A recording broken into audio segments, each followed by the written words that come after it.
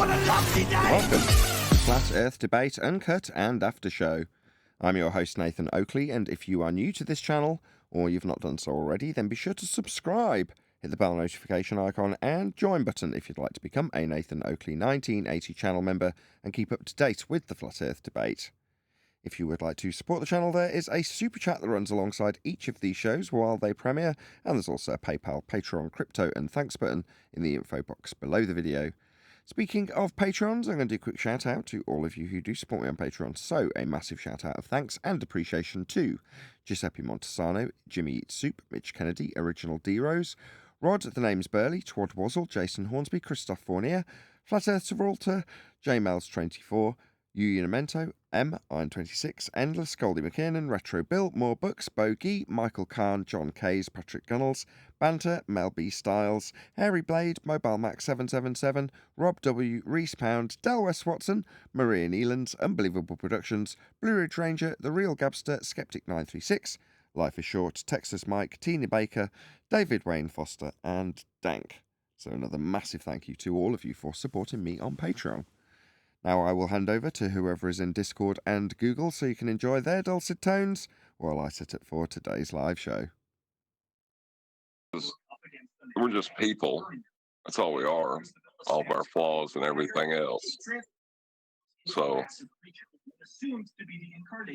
maybe not McToon. I don't know. I have to think about that one. But Ruhif, yeah.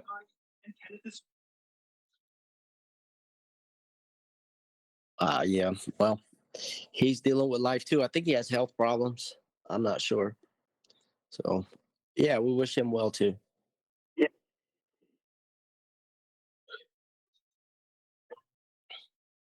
Would you, I don't know, would you believe your own lies, John?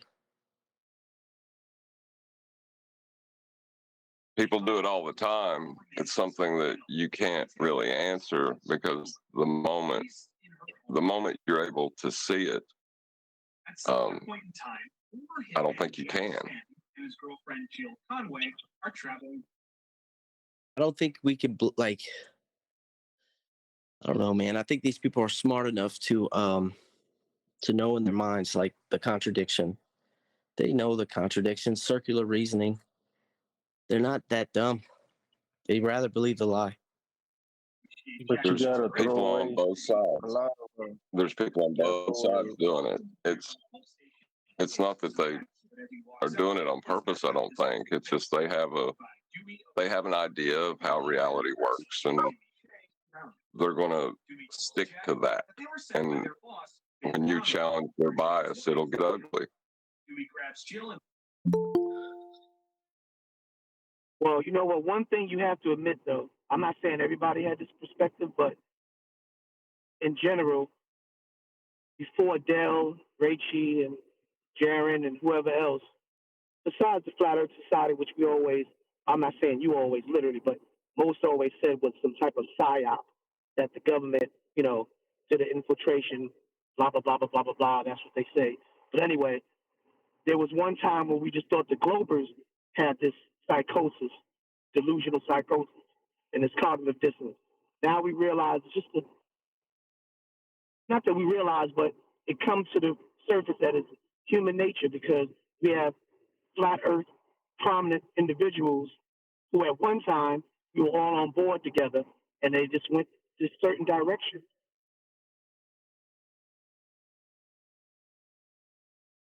Not a globe disease. It's just the people that believe in what believe.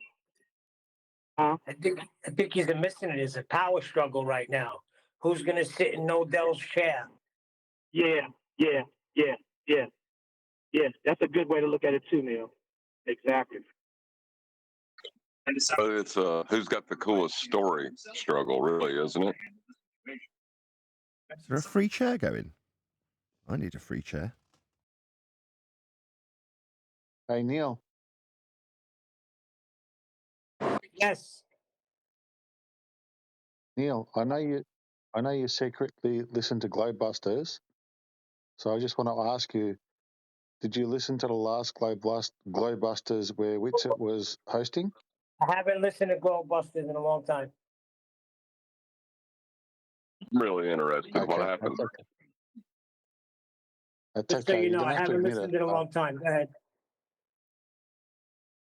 The last Globebusters where Witsit was hosting, the other panel members were giving him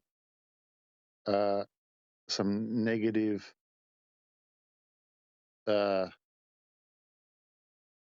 comeback.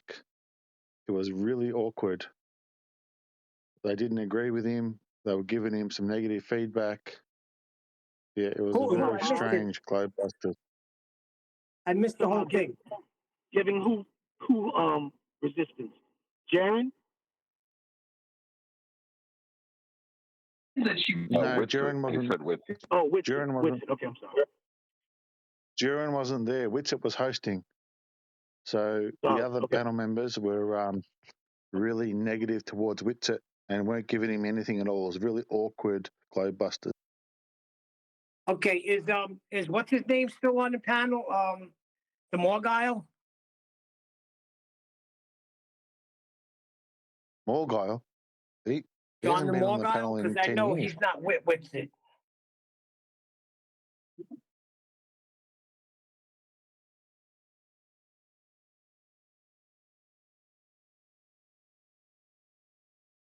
Morgile hasn't been on there in 6-7 years. I seen actually the last Globebusters I seen was Bob's celebration of his life. And in that, Witsit kind of yelled at everybody, called everybody to shut the F up for somebody that was coming in, some doctor or something. And that annoyed the Morgile. So the Morgile is not too keen on freaking shits at 60. Yeah, that was a memorial for Bob, and Morgile was on it. Yeah, that's correct. But the very last episode of Globebusters, where Witsit was hosting, all the panel members were really stale and negative towards him, and yeah, it was very awkward.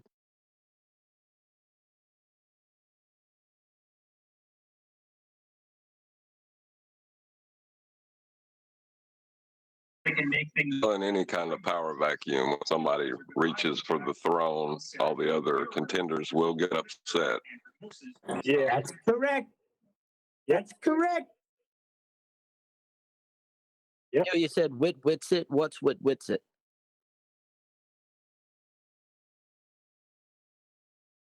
I think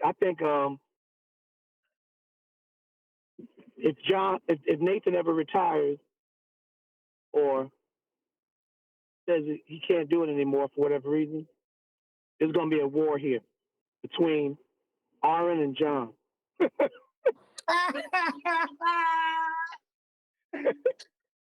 Oh, shoot. Now, I'll probably end up excommunicated because I don't want Nathan's job. Okay. It would be a war, though. Because Nathan's probably as sad as it is to say, the coolest headed of us all. Yeah. But he would definitely have to do some type of succession ceremony. It'd be like, I hereby grant the next one to take my position. That's where you're so wrong. Hold on. Nathan goes, flat earth debate ends. That's just the way it is, buddy. Listen, the flat earth debate show will end if Nathan goes. You may come with another show, but this one don't go without Nathan. Yeah, this is true, man. That's fact. It cannot be replaced. It won't be replaced. That's fact. That's fact. But real quick, hey Neil, I'm on fire right now. Listen, I was just gonna say that to you. I know my wife has a friend that wants to get involved too, so we got to get this going. I just been working nights.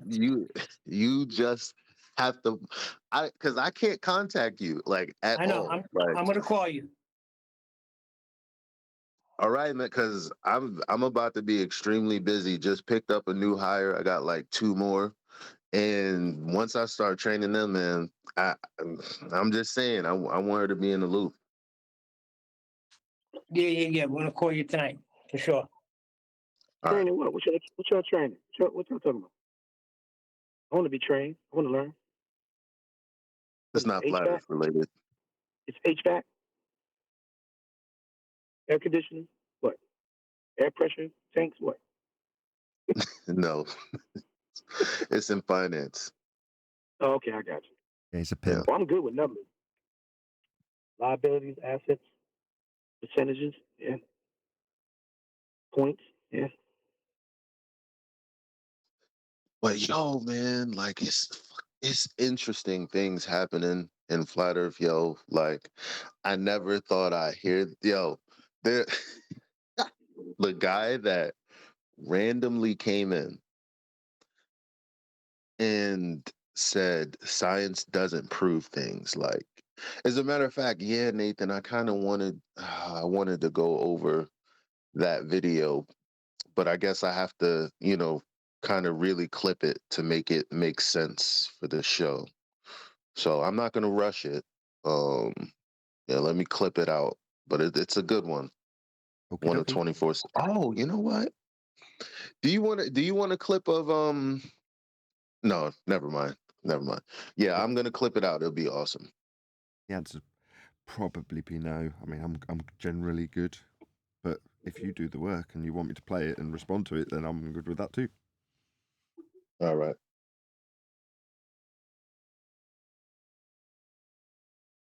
You didn't hear my joke, I take it.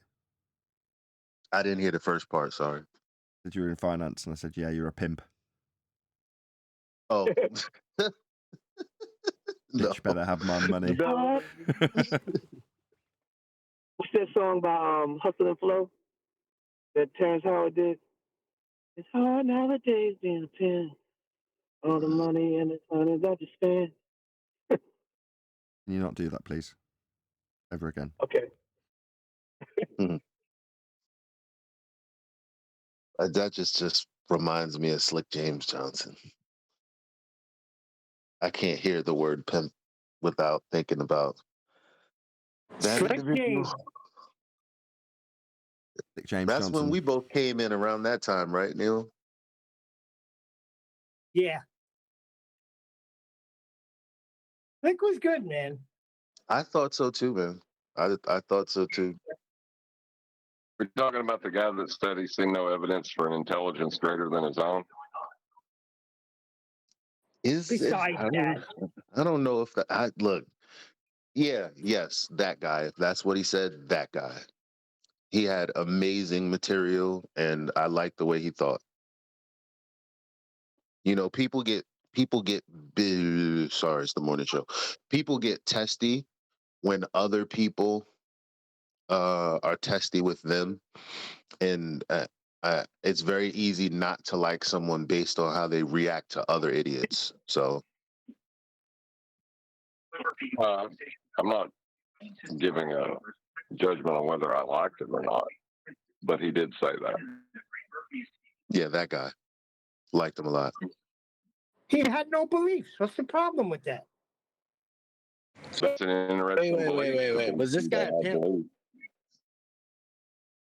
Was this guy a pimp? Ex-pimp. He was a Oh, dynamic that's your individual. hero? He was a dynamic individual. I wish that I wish that he was left alone and was able to, kind of be a part of this like we are. But some people not even don't have. Like some people are willing to ignore certain things to get along. And some people aren't, and we kind of lose those people. They just go off to do whatever, and you never get that kind of energy again. Eli, do you know when the last show he was on? Hold on. The last show he was on was when Randy kicked him. And I was just listening at the time, and I couldn't wait for freaking Monday because it was on a Friday. And it never happened. He never came back in. Yeah, yo, I could never figure out how to get on the show. Like every time I heard, a couple of the guys going at him, I'm like, but I understood exactly what he said. But you know, just because he's getting a little testy now, because you know, you guys know, because look, we all make mistakes. Some make more mistakes than others. When I feel like people are coming for me and there are multiple people, I might slip up. I might say something that's inaccurate or wrong, or I might just be, I might just be, I might just be an a-hole, you know. But that's not necessarily who I would have been or what I could have contributed. Like I know who he was and what he could have contributed because I listened to him outside of the show and I actually listened to him when he was on the show. I just think that there were individuals that were focused on things that weren't important. Yeah, that was such a long waffle that I've lost track of who you're actually talking about. I'm really sorry. Slick James. Slick James. Oh yeah, Slick James. You liked him too. I like Slick James. He was all right. Nathan spoke up for him when he could, but some of you guys were like a pack of wolves. Just wouldn't let go of the bone. I know you're talking about 10th Man. Oh, I 10th Man was I on forgot him. about him. Like he did. But yeah, 10th was one of them. I forgot. I'm thinking because Arwen, there was a few people, and I'm like, leave the guy alone, man. Like the only reason he's saying he doesn't have beliefs is because Globe Earthers were trying to get him to agree to things like Yep. the where the horizon is and this, that, and the third, and what do you believe about this? Right. And that's really where that came from. It was his way of saying, because I haven't verified this myself, claimed it myself, checked it and investigated it myself, I don't want to just accept that that's true, regardless of if it isn't or is. And he summarised that by saying, I don't have any beliefs. You know, oh, right, you think the horizon is X, Y, Z. I don't have any beliefs in that. In other words, it's better than saying I don't know. But that's how we all are.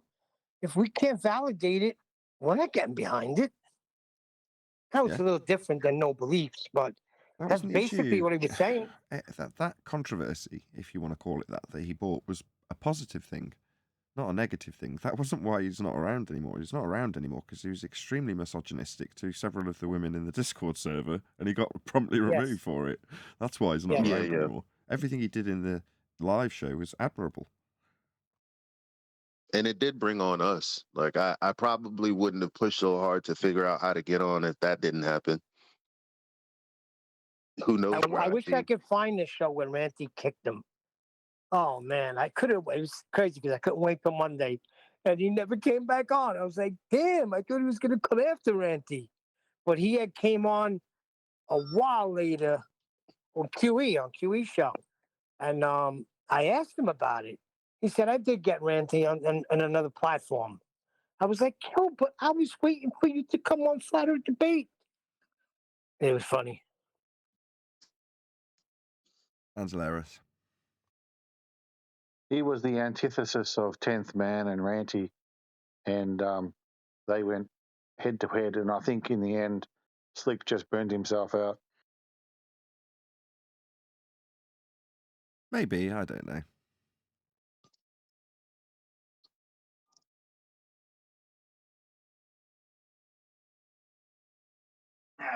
I hear a lot of words being thrown around. If he was banned for being misogynistic in the Discord, then everything we just talked about is void. Correct.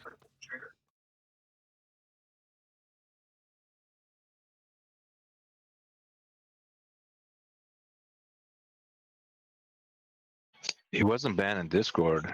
This was before Discord. Okay.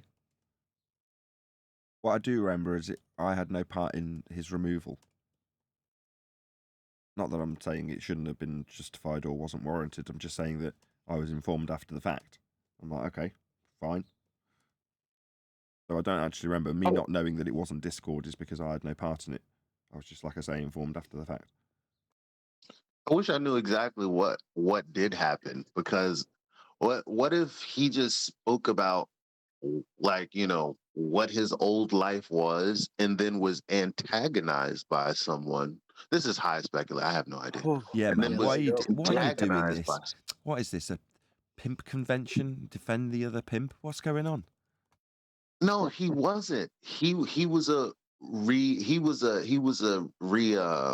rehabilitated person. He wasn't a pimp at the time, according to what I heard from his mouth. So, you know how people do, like when they call you out for being a delivery person or whatever the case, it's like a guy like him, if someone were to antagonize him and where you're I can't even say any of the words, it's so derogatory. But like, antagonize him in a certain way. He's like, yeah, I'll pimp your sister. Or like what if that's what actually happened and they got him out like that? Yo, that dude will kill somebody, man. How do you know that? Flew out of my. We can talk about the probability of like Gary being on my back. Yeah. No offense, Eli. This is probably where this conversation's going to come to a close. Sorry. All right, let's close it. We'll never know, and it doesn't matter. There's people out there Okay, who so know, and next I know question. who knows, and I'm not going to mention them so people don't go asking. All right, fine. That's over with. So now, what are we gonna do with this Dell here? Sorry. Forget him, I man. literally hadn't given him a moment's thought from the last time you mentioned him, Neil. Well, he's giving you some moments, thoughts. Oh, that sounds lovely. Rent free, eh? It's like Not the nice Black ones Knight. either. The Black Knight's cussing at King Arthur again from his stumpless. Yeah. Oh no, we got to deal with him. Quick, I better defend the claim I'm not making, eh? I'm tired The of Black that. Knight. Hold on. You're making a claim. Stop doing that to the guy. We do claim that it's stationary because it is stationary. And if I don't, if I say, Stationary okay, means what if I do? What if I say the same about that, Neil? Let's just try Play that fair on you. with the guy.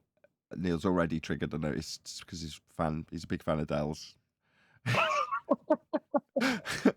What if I say, okay, I'm not saying that then?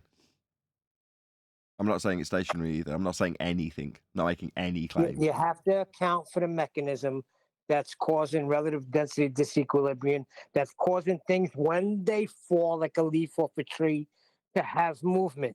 There must be a mechanism. Right. So It just natural. don't happen magically. Right, Neil. Neil. Wait a minute. Neil, we've done it. Neil, we've got to stop at some point. We've done this with Dell. We've done this with Raichi. If your naturally occurring phenomena is a leaf falling, then that's no worries. You can put that through the scientific method without a problem. Okay? It's been done. People have established vector change through relative density with science. It's been done.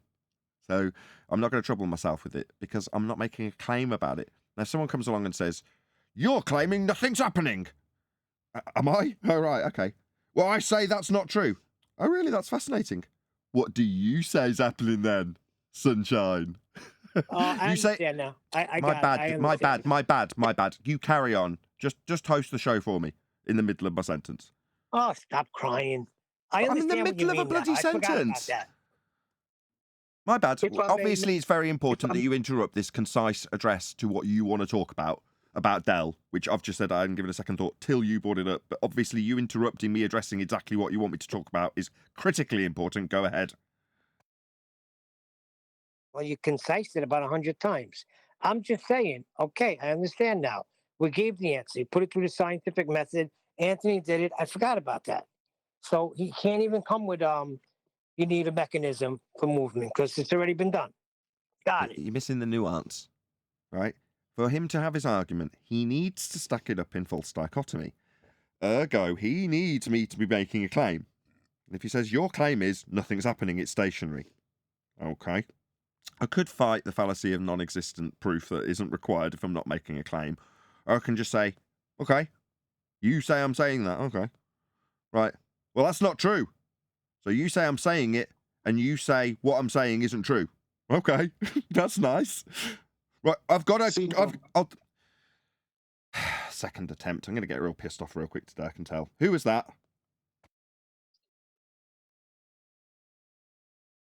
Go on, fess up. All right, it was me.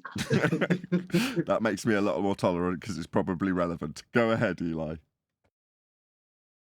No, I just wanted to mention that it's weird because they preemptively They being the guy that came into the Discord server, talking about 0 point energy or free space impedance, which doesn't exist in nature or at all. It's only a hypothetical concept, and he had to keep saying, "I'm not trying to, put this up in false dichotomy." Well, no, that's exactly what you're doing. Like, right, Neil? Didn't you hear him say that like 10 times? And we're like, who's saying that? Why do you keep saying that? We're not even calling it out. He just needed to make sure we knew that he wasn't doing what he was doing. Just go with it. Just go with it. Let them fight with themselves. Accept it all. What's that? You say I'm saying nothing's happening. Okay. There's a positive claim I'm really keen to defend. All right. What's that you say? You say what I say isn't true. Okay. Go ahead and disprove what you say I say as being not true so that you can make sure that everyone's distracted while you make your absolutely outrageous claim that Earth's rising up. And hopefully no one will notice how outrageous it is. And I'll just sit here going, I claim that, do I? Okay. I've got to defend that. All right. I don't want to. I'm not interested. Does it matter? Oh, it's got to be... Let me guess, that's Neil again for the third... No, it's me. I've been waiting. I've been listening. And I just wanted to say... This is the third attempt to get through the same bloody example. You realise that, D-Rose? I am going to now give up on that example and not do it a fourth time. You go ahead.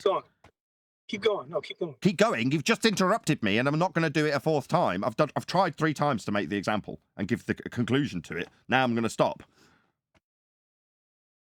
Wah. Do you want 3 attempts to make the same example with 3 interruptions that are absolutely and utterly benign? No offence, lads. Yeah, and I know, and you tried to blame me for all 3 of them. Yeah, because it's usually you, and it was that time. No. I did the first time. The other 4 times or 3 times was those cats. Yeah, this is what you've got, audience, instead of my example being concluded. Just so you know. Come on, finish the example, please. No, I'm not going to do it. No.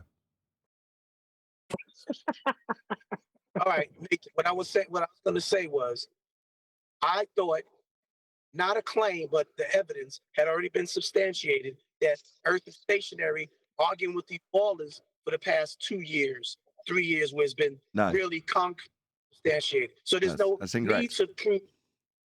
That's incorrect. It's based on a premise that's wrong. You'd have to prove non-existence. Yeah? Not moving. What? What have you claimed in that?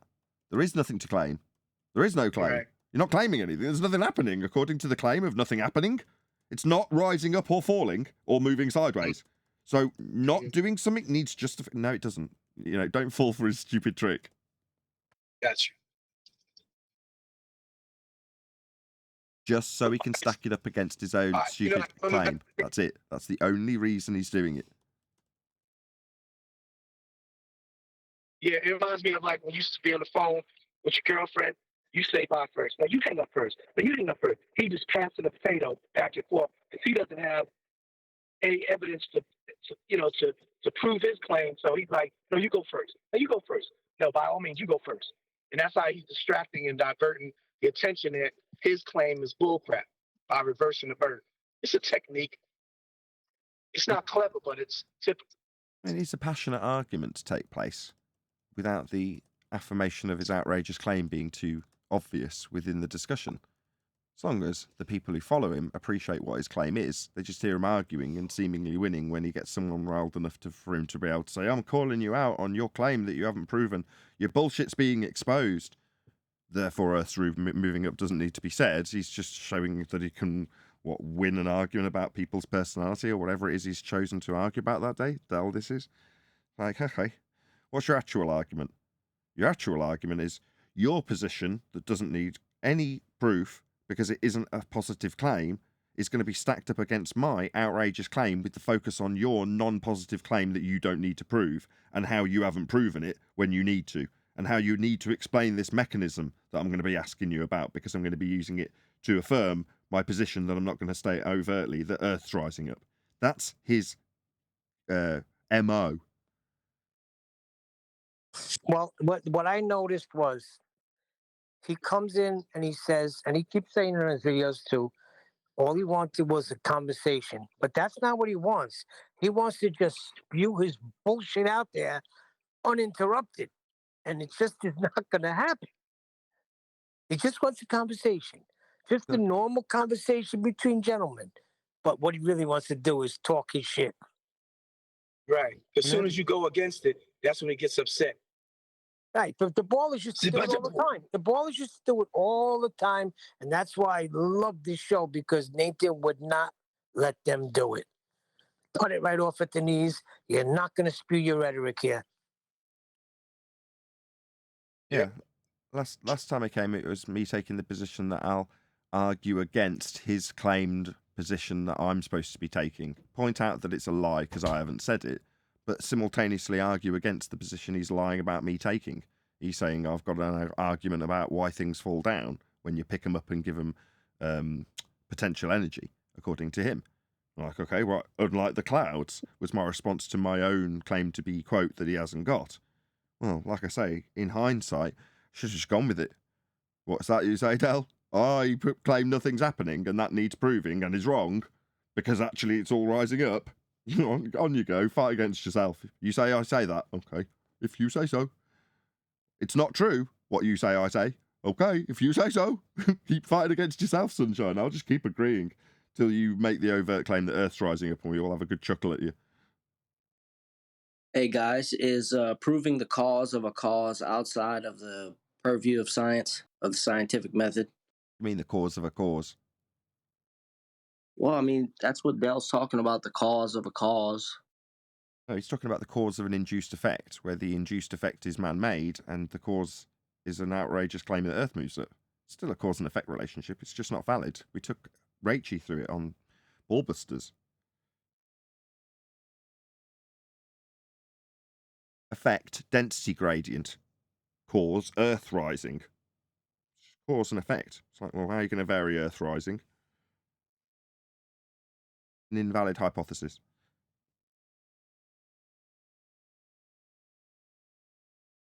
Invalid.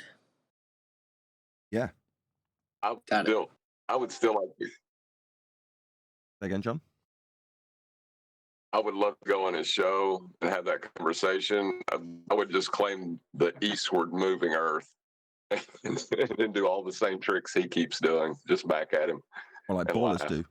Might as well just become a baller again. Yeah, pretty much. It's good fun, if nothing else. It makes a mockery of both globe earthers and flat earthers who fall for it, if you ask me. The whole upward rising Earth shtick.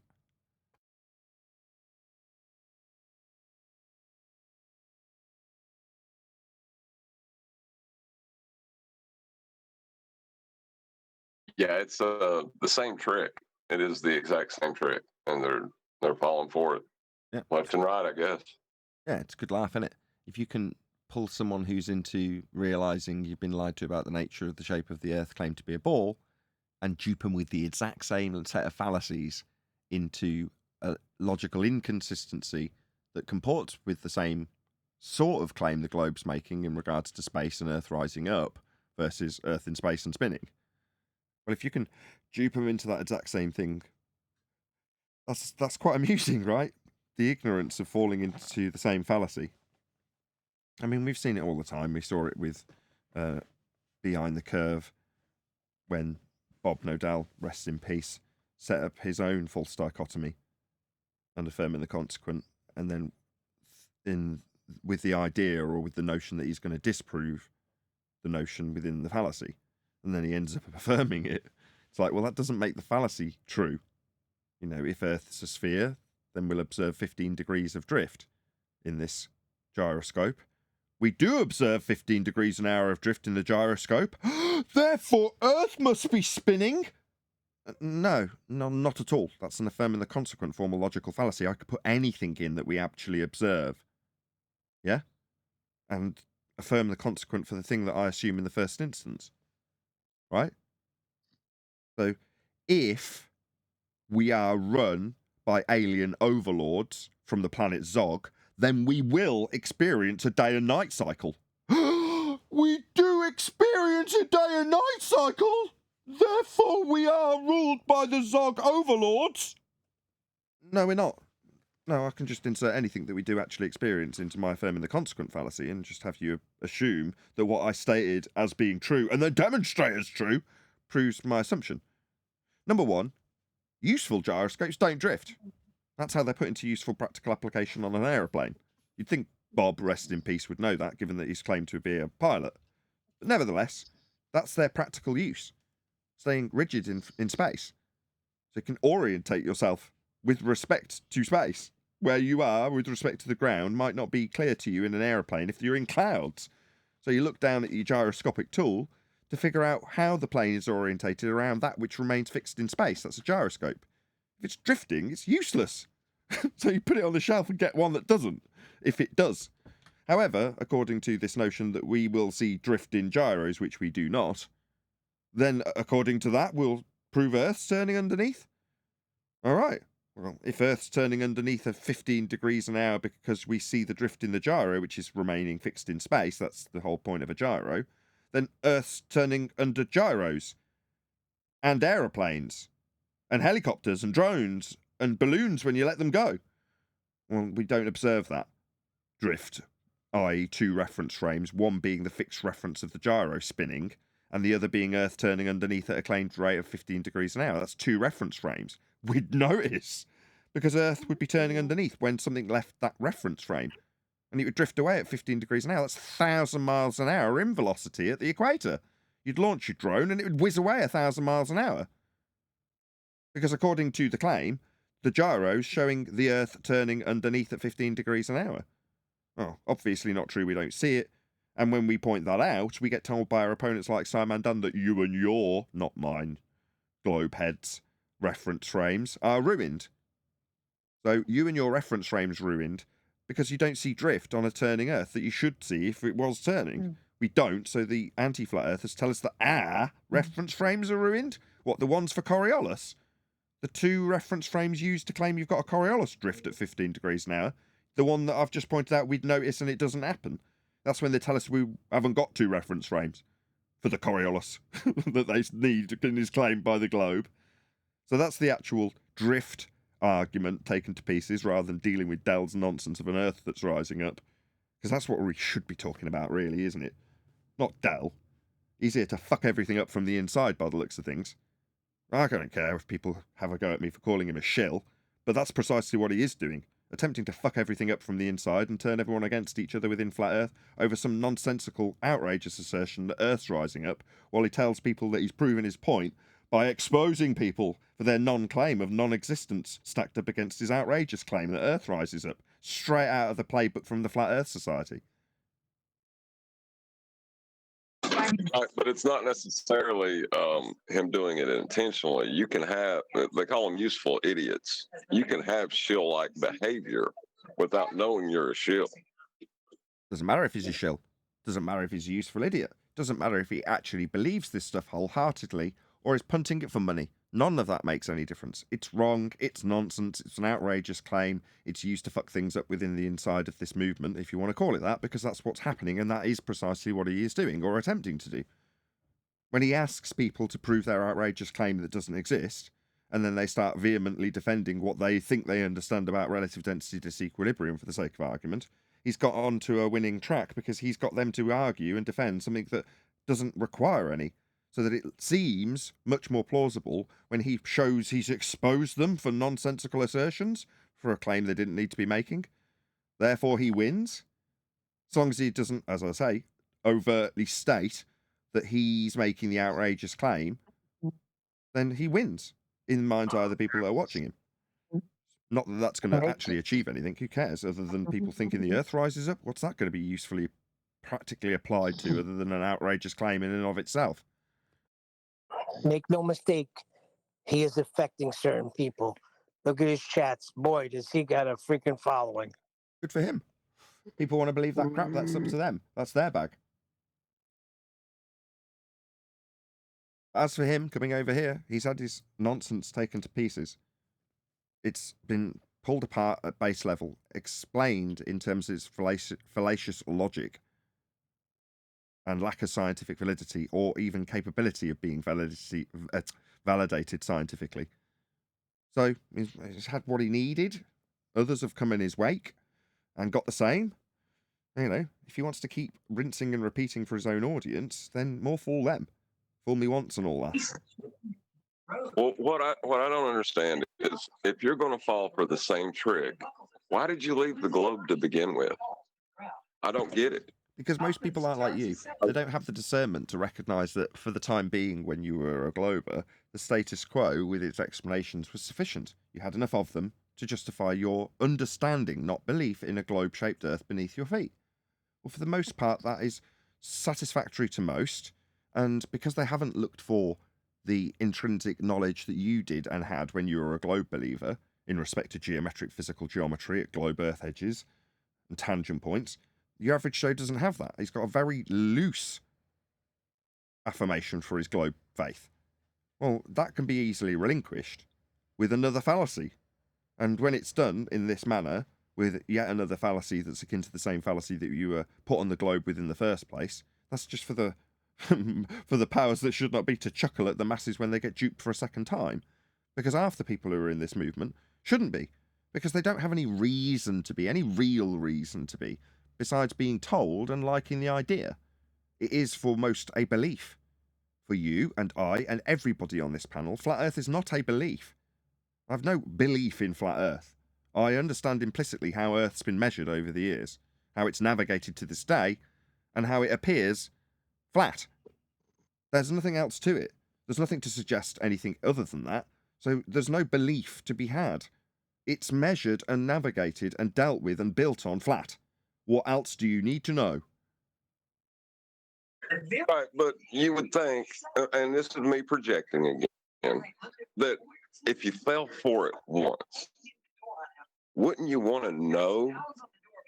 I mean, that's just me, though, I guess. No, I went through this the other day when I talked about the scamming database of people who've already been duped. Well, so they can be spammed with emails saying, have you been duped? We can help you get your money that you were duped out of back. Would you like our help? You just need to send us $50 in advance. Now, private detectives will work on your behalf to get your $800 back. There's a whole database of people. If you are susceptible to being duped into the globe, so yeah, to a degree, we were all born into bondage in this respect. But many of the stories from us, Chocolate's not here at the minute, but Chocolate specifically and I have a very similar story about gravity being disseminated to us, and us both swinging the bucket round our head with water in it going, the fuck? That makes no sense. And leaving very dissatisfied with the explanations that we were given. And I describe it as me putting it on the back burner back when I was 8 or however old I was, back in Mackenzie Road, back in Birmingham, in the back garden with a bucket of water, and going, that don't make sense. Maybe I will have to give that some more consideration when I am smarter or more learned. But for now, it just doesn't make any sense. Chocolate says the same thing. So there's a burning desire to figure out that which doesn't seem quite right at the time for some of us. But that desire has led us to investigate and find out what is correct or how it was wrong and why we wouldn't willfully accept it in the first place. Or just go, I don't really fully understand that, but it must be true. Science says it. We didn't do that for whatever reason. So we have a different character in that regard. So yeah, for us, you can't just accept its flatness immediately. You have to go out and investigate and find out how it's actually dealt with, how it's built on, how it's navigated, how it was regarded and mapped and still is, how the charts come out and still do, all those sorts of things, to then go, no, I know it's flat. To be able to say that, rather than, I'm a flat earther, shyly. No, it's not like that. It still comes up now when I've been out for curries because the guy at the computer shop wants to put me on a a little parade for the various people that come by and have a curry on a Friday night with him. And the last one we did was a guy that was clearly there and aware of what might happen, but was more than content to belligerently declare his globe faith in front of me and another flat earther, the computer guy, and two neutrals, let's call them. And obviously it descended into a reasonable row. But most of it based on a bias that needed affirming for a globe belief that someone doesn't want to know that they've been duped into. Me, I've got a bit more or a bit less less pride in that regard. If I'm proven to be wrong, I don't really care. You know, if people think I'm stupid or look silly, oh well, you know, I'm a bit beyond that. So for some people, their pride just really gets in the way, and their limited knowledge and lack of discernment stands in their way. John. Yeah, I understand that. It's just it's hard not to project yourself onto other people when you're trying to understand them. Also, Yeah. I just want to salute the panel for letting Nathan get that out. Thanks. Neil's a perfect example. Neil, for all his foibles, has very good discernment, right?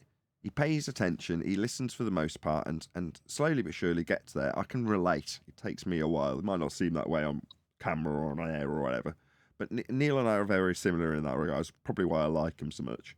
You know, he's slowly but surely picking his way through it and figuring out the logical consistency of it, and then we hear him disseminating it back, admittedly through an interruption of someone else who's already doing it, but he's acknowledging that he at least understands it. And you go, okay, well, you have good discernment, Neil. It might take you a bit longer, but that doesn't matter. It doesn't matter how you get there. You get in there with your quality of discernment that no one can impart on Neil. He's just got it, hasn't he? Like I say, it doesn't matter that we have him as our everyman. He still has good discernment. He wouldn't be on the panel if he didn't. But the fact that he's got that discernment, he has that empathy along with it that he wants to impart it on others, or think that, how can you not see it in the way that I see it now? It's like, you're pissing in the wind, mate. What are you doing? The masses have been indoctrinated because they can be very easily with very limited amount of stuff being exposed to very limited amount of stuff. When you actually stand back and look at how much globe indoctrination there actually is, it's not that prevalent. It seems it when you stand back from it at the first. It's like putting on the they live glasses. Suddenly the posters are everywhere. Well, at least it was for me in my experience. You suddenly like, there's a globe there on that poster. They're talking about this being global and that being global in every sentence you hear, every word. And after a while, 8 years later, you're like, no, it's not actually that rife. It didn't need to be. It just needed to be there at surface level. By suggestion, that's all it needed. After a time, it became self-perpetuating. Mums and dads hung up their globe mobiles, told their kids about how they're on a sphere and pointed at the planets. And that's all it needed. Hello, Neil.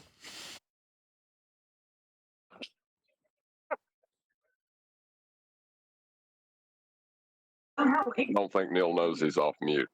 Yeah, Neil knows he's off mute. Got something very important to say, haven't you, Neil?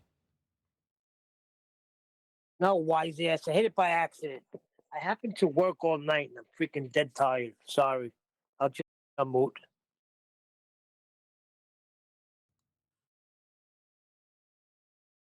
Aussie.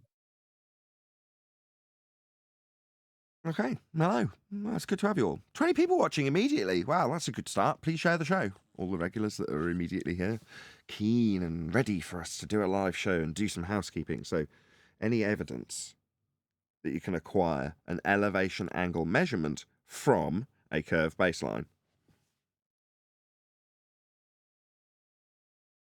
I'm not with the elevation angle argument. Not with it? What is it, a date?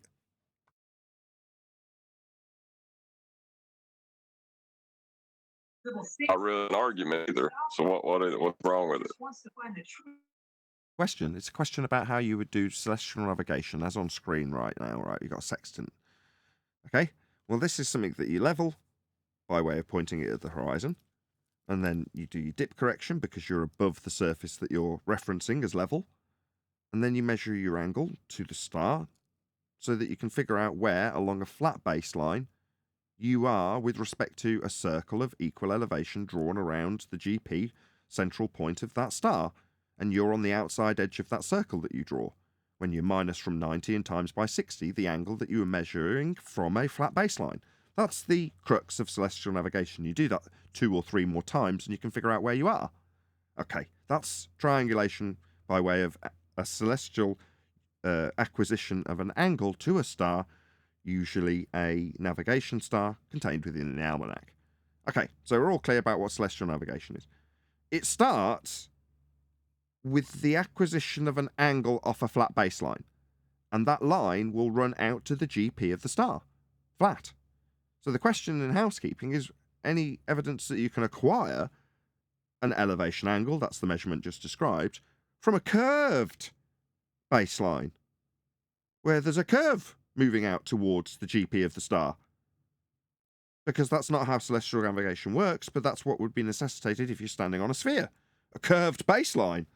So if you're standing on a sphere, I'll ask again, is there any evidence that you can acquire said elevation angle measurement from your curved Earth baseline? See, that's where there is no argument, because even those that believe they live on a sphere use a baseline.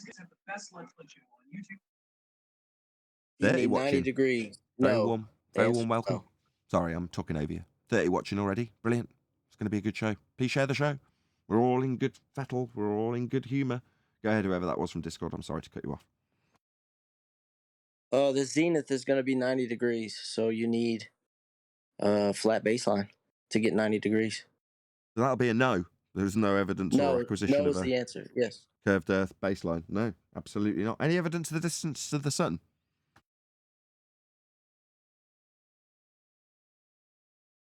No is the good answer. No is a good answer. You would need Venus. You would need the radius of Venus to be about the same size as Earth in order for, I don't know. That's what they say. It's 93 million miles away.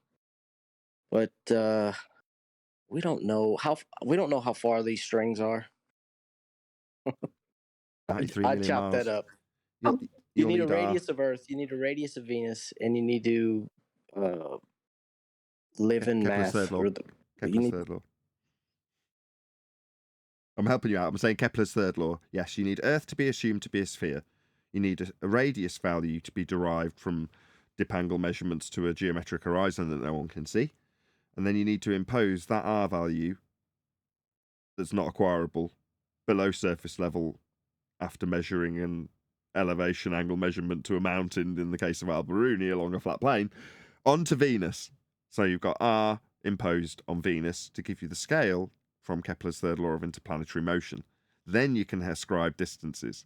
But if you've only got the not actual sizes of things, you can only ascribe a scale, but without any distances. You need something to give you the scaling. And it's Venus, in this instance, assumed by Christian Huygens to have the same radial value as Earth when assumed that Earth is also a sphere with the same radius value. So there we go.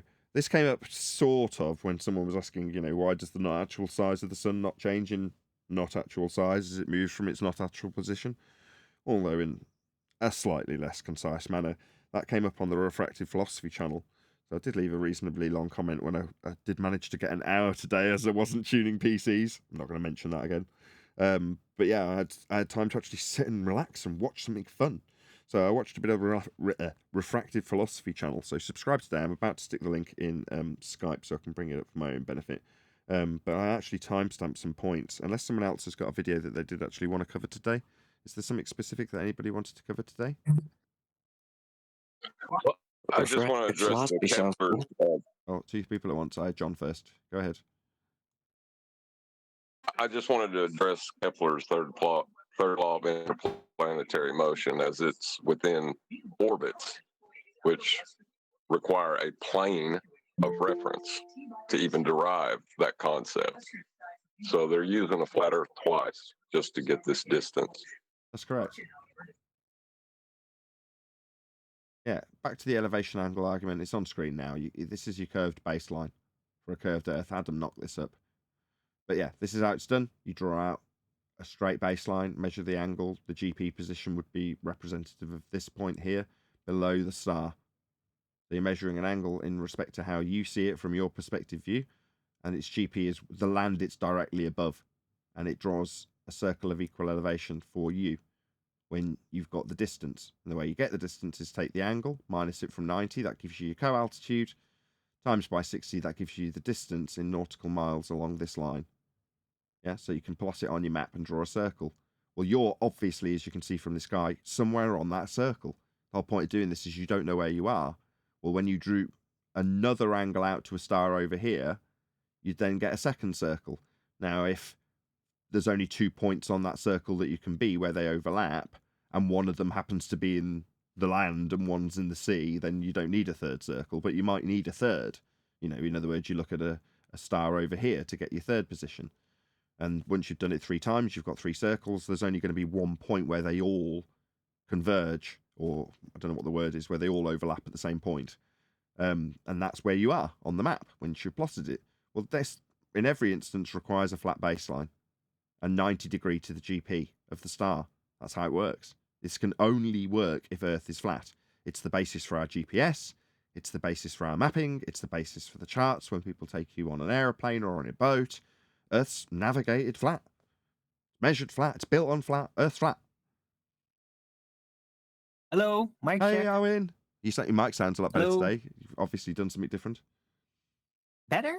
Yeah, you were moaning in the comments. Why does my mic always sound garbage? And I'm like, I don't know. I just It's especially when other people are talking, though. It's almost like my mic is being deprioritized, and it suddenly sounds like I'm talking out of a tin can or something. Very annoying.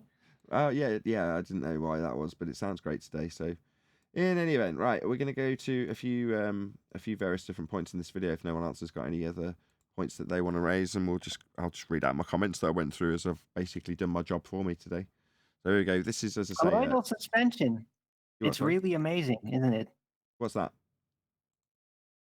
Colloidal suspension. We had a whole discussion about that in the after show yesterday with Adam and QE about how mist and smoke, how it basically stays at a consistent microparticle size. It's like very colloidal sized water droplets. Yes. Like, how do they stay consistent the way they do? I don't know, but just before I'm about to start into a video, I think it's perfect that you would reintroduce this brand new subject from yesterday, just as I was about to start plugging a video. That's wonderful. Thank you for that, Arwin. I don't know where to go with that now. Hey, you asked.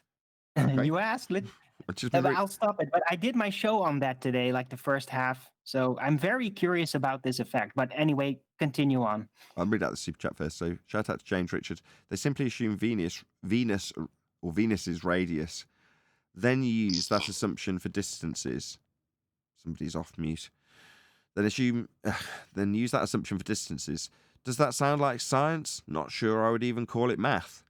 Yeah, right on. It's definitely not science. It is just math, but it's math within a paradigm that doesn't exist, that they're assuming. Kepler's orbital motion in that instance. But thank you for the super chat. Really appreciate the support.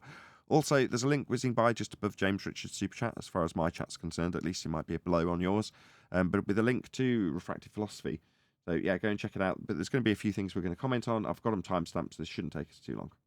In 1582, and before we got these watches on our hands and things like that, people looked to the sky to see when, the days and the years and the signs and the seasons.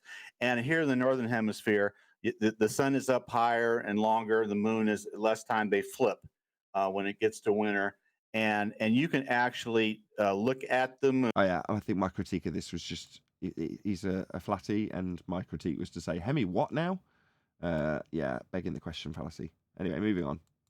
No, not necessarily. As long as he's addressing the celestial sphere, that's fine. He was, but no, he wasn't. I don't think. No, you'll see. Nice fairy tale, and the rocket has no capability of ignition because there's no oxygen, and it has nothing to push off of whatsoever. So it has no propulsion forward. So I want to hear another explanation, because I've got a number of them from the people that believe in the fairy tale outer space, which is actually scientifically impossible. Okay, so you get the gist of his question. He's asking his opponent, why do rockets have any place in our understanding when you can't have them pushing off nothing? I'll just read out what I put under that timestamp. How does a rocket push off nothing? End quote. Okay, meanwhile, outer space is fake. You can't have gas pressure without a container. If the sky was a vacuum, the gas we breathe would fill the space. Space is a second law of thermodynamics violation. To argue about what happens in space isn't worth it. Just debunk space. It's my critique. For this guy, Jim, yes, with as much love as I can offer, by the way. Much love. Good job, by the way. You did a good job, and I enjoyed watching this. And let's do this. Okay, hey, dogs. I love how you can't explain things. You have to use pieces of paper and pencil. That's cool, man. That's cool. Hey, dogs, can you actually make an argument without going to fourth grade level piece of paper? Can you do that for me? Not to you. So this No, would not be to me. Okay. That's upside down. So this would be the sun moving across a globe Earth, okay? And this is the viewer. The viewer will track the sun as it moves around. Now, if the sun doesn't change in angular size, like this camera, the only way it can change the angular size would be to zoom in, and then you get different resolutions, right? So if it doesn't change in angular size, then it would have to go below the horizon in order to disappear. But on the flat Earth, you can have the sun here, and as it moves away from the viewer, it will change in angular size because the distance between the viewer and the sun over here will necessarily be different. Okay, I'll read out my comment, and then you guys can have at it in this regard if you want to. Where's my comment gone?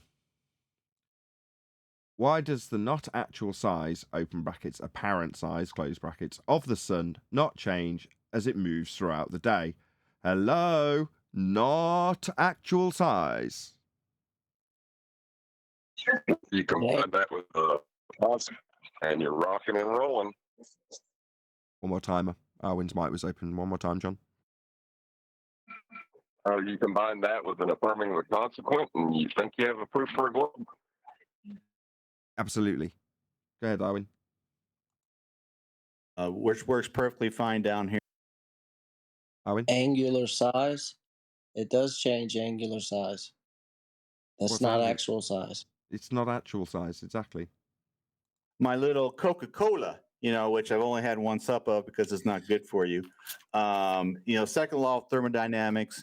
We're told, dogs, that we have an open system. You can go up, up, up, up, up, up, up, up, but we don't never see the rocket go up, up, up, up, because the rocket goes up a little bit and then goes parallel to the Earth, and then we don't know where it goes from there. And so we just assume it goes to outer space because NASA would never lie to us, right? And so it goes up, up, up, up, up until the 10 to the negative 17 of outer space, negative 10 toward outer space. And then, but you have pressure here on Earth.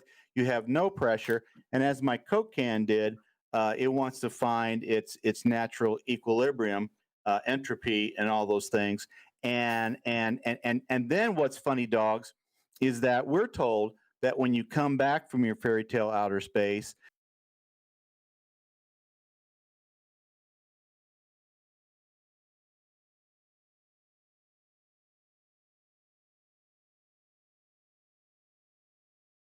Dun, dun, dun. So with that little critique, I was just going to say that you just need to stop. So what I've written is, boom, space is fake.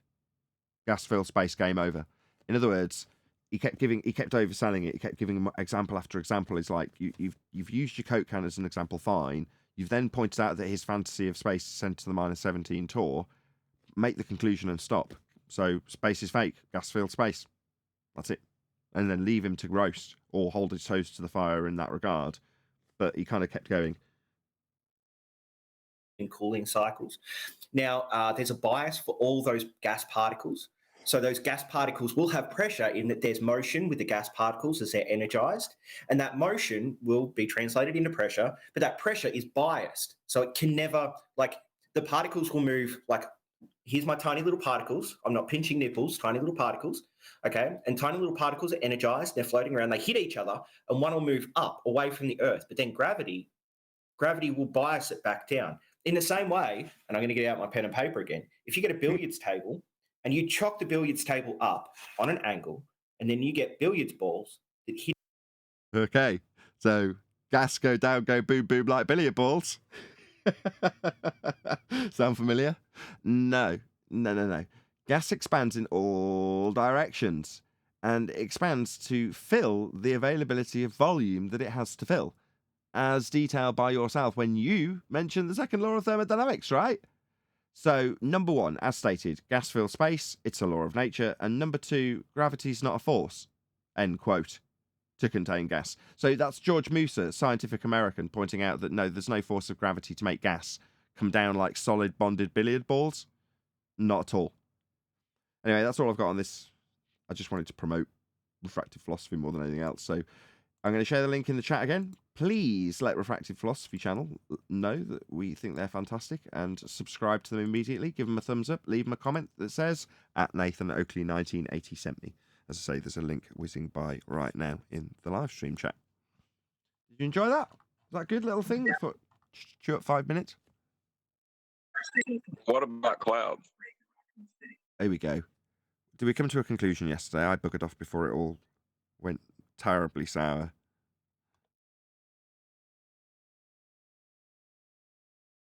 What's the conclusion? Have we got a conclusion? I bet you nobody's going to be happy with it. I don't care. I'm not going to be happy or sad. I'm quite intrigued to know how best to describe the visual phenomenon we describe as clouds, or cloud formation, I should say, as I've called it, phenomena. But yeah, I'd love to know what they are. I mean, I have asked many times why the sky is blue. Why are the clouds like they are? What are they? I don't know. Let's have a find out. It would be microparticle colloidal suspension, as it is not a gas. That sounded a lot like something an ether believer would say. Yay. Possibly.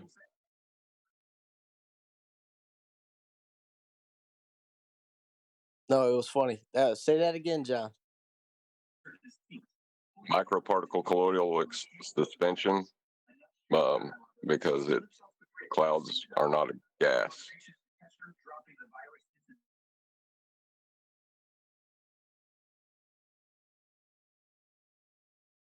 Well, there it is. Who's not happy? Speak now or forever hold your peace. It's an absolute outrage.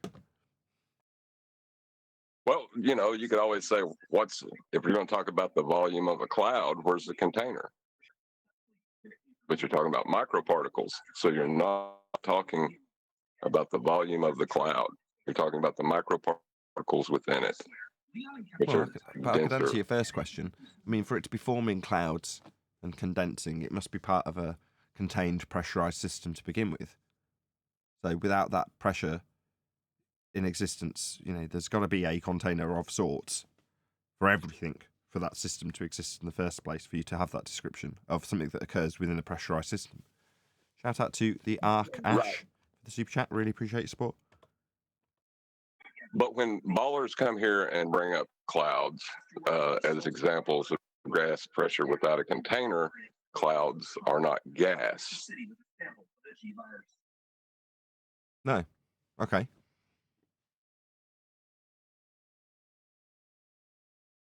What are they? Tiny microparticles suspended in air that are more dense than the air they're suspended in. Are they unbonded microparticles? Of course, if they were bonded, then you'd have to consider the overall volume of the cloud, wouldn't you? But if they're unbonded, then they're gas, aren't they? No. There's inter and intramolecular bonds, right? They have formed intermolecular bonds, but not so much that they have attached to a particulate to bring them back down to the ground as rain. So you're saying the that hydrogen bonds. They're connected together. The water has an intermolecular bond. That is to say that it has stopped being a gas and has started being liquid or ice, but there's only a tiny amount, maybe one or two particles connected together. Is that what you're saying? Right. It's not formed the hydrogen bonds that you need for like a lake. It's not a lake in the sky. It's microparticulate colloidal suspension.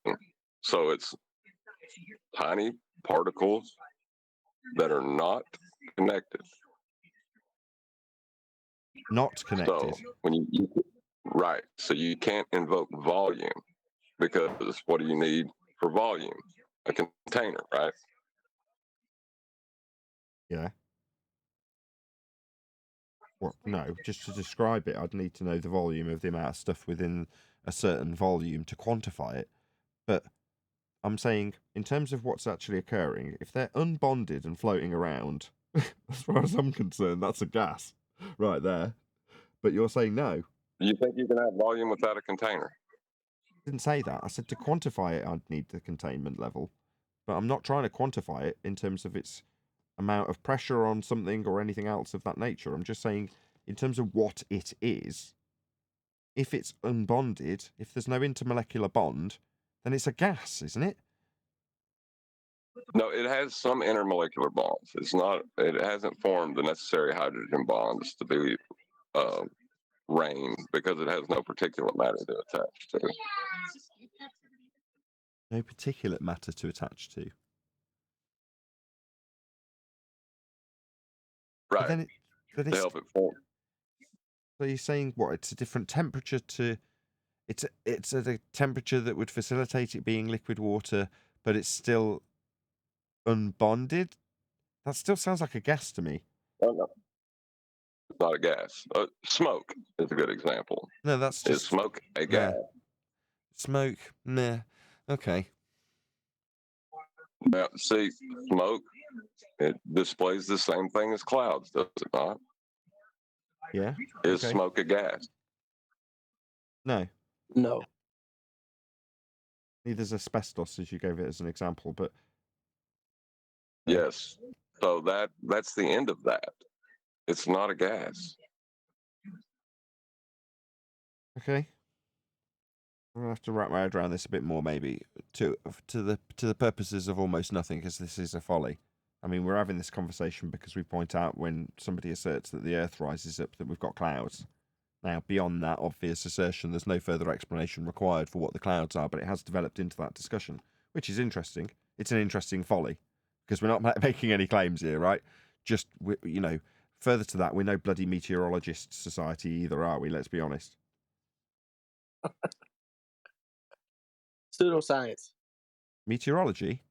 Pseudoscience is only pseudoscience if somebody's actually claiming it to be science. So if they say the science of meteorology, then yeah, they're not establishing cause and effect by way of hypothesis construction and variation of that which they assume causes the effect they're studying. They're making Nostradamus predictions, if you want to put it on the other end of the extreme, and often getting them wrong. But so long as they're not saying this is science, more often than not with the weather, they'll declare how non-science it is, on how they know it can be wrong. It's just, it's their best guess and based on all these models and so forth. But I don't recall meteorologists claiming to be scientists. Maybe they do. I'd like to see their resume. It's probably on there. If it's on their resume, then it's pseudoscience, right? How's the sort of thing you would find that sort of bullshittery in, though, eh? Well, I'm out on top of the roof. I'm opening up this thing with a thermometer in, and it's very technical. So I'm a scientist now. Meteorological scientist. Maybe in movies, maybe in like Twister. Maybe they call themselves scientists in that. When they're chasing down the whirlwind.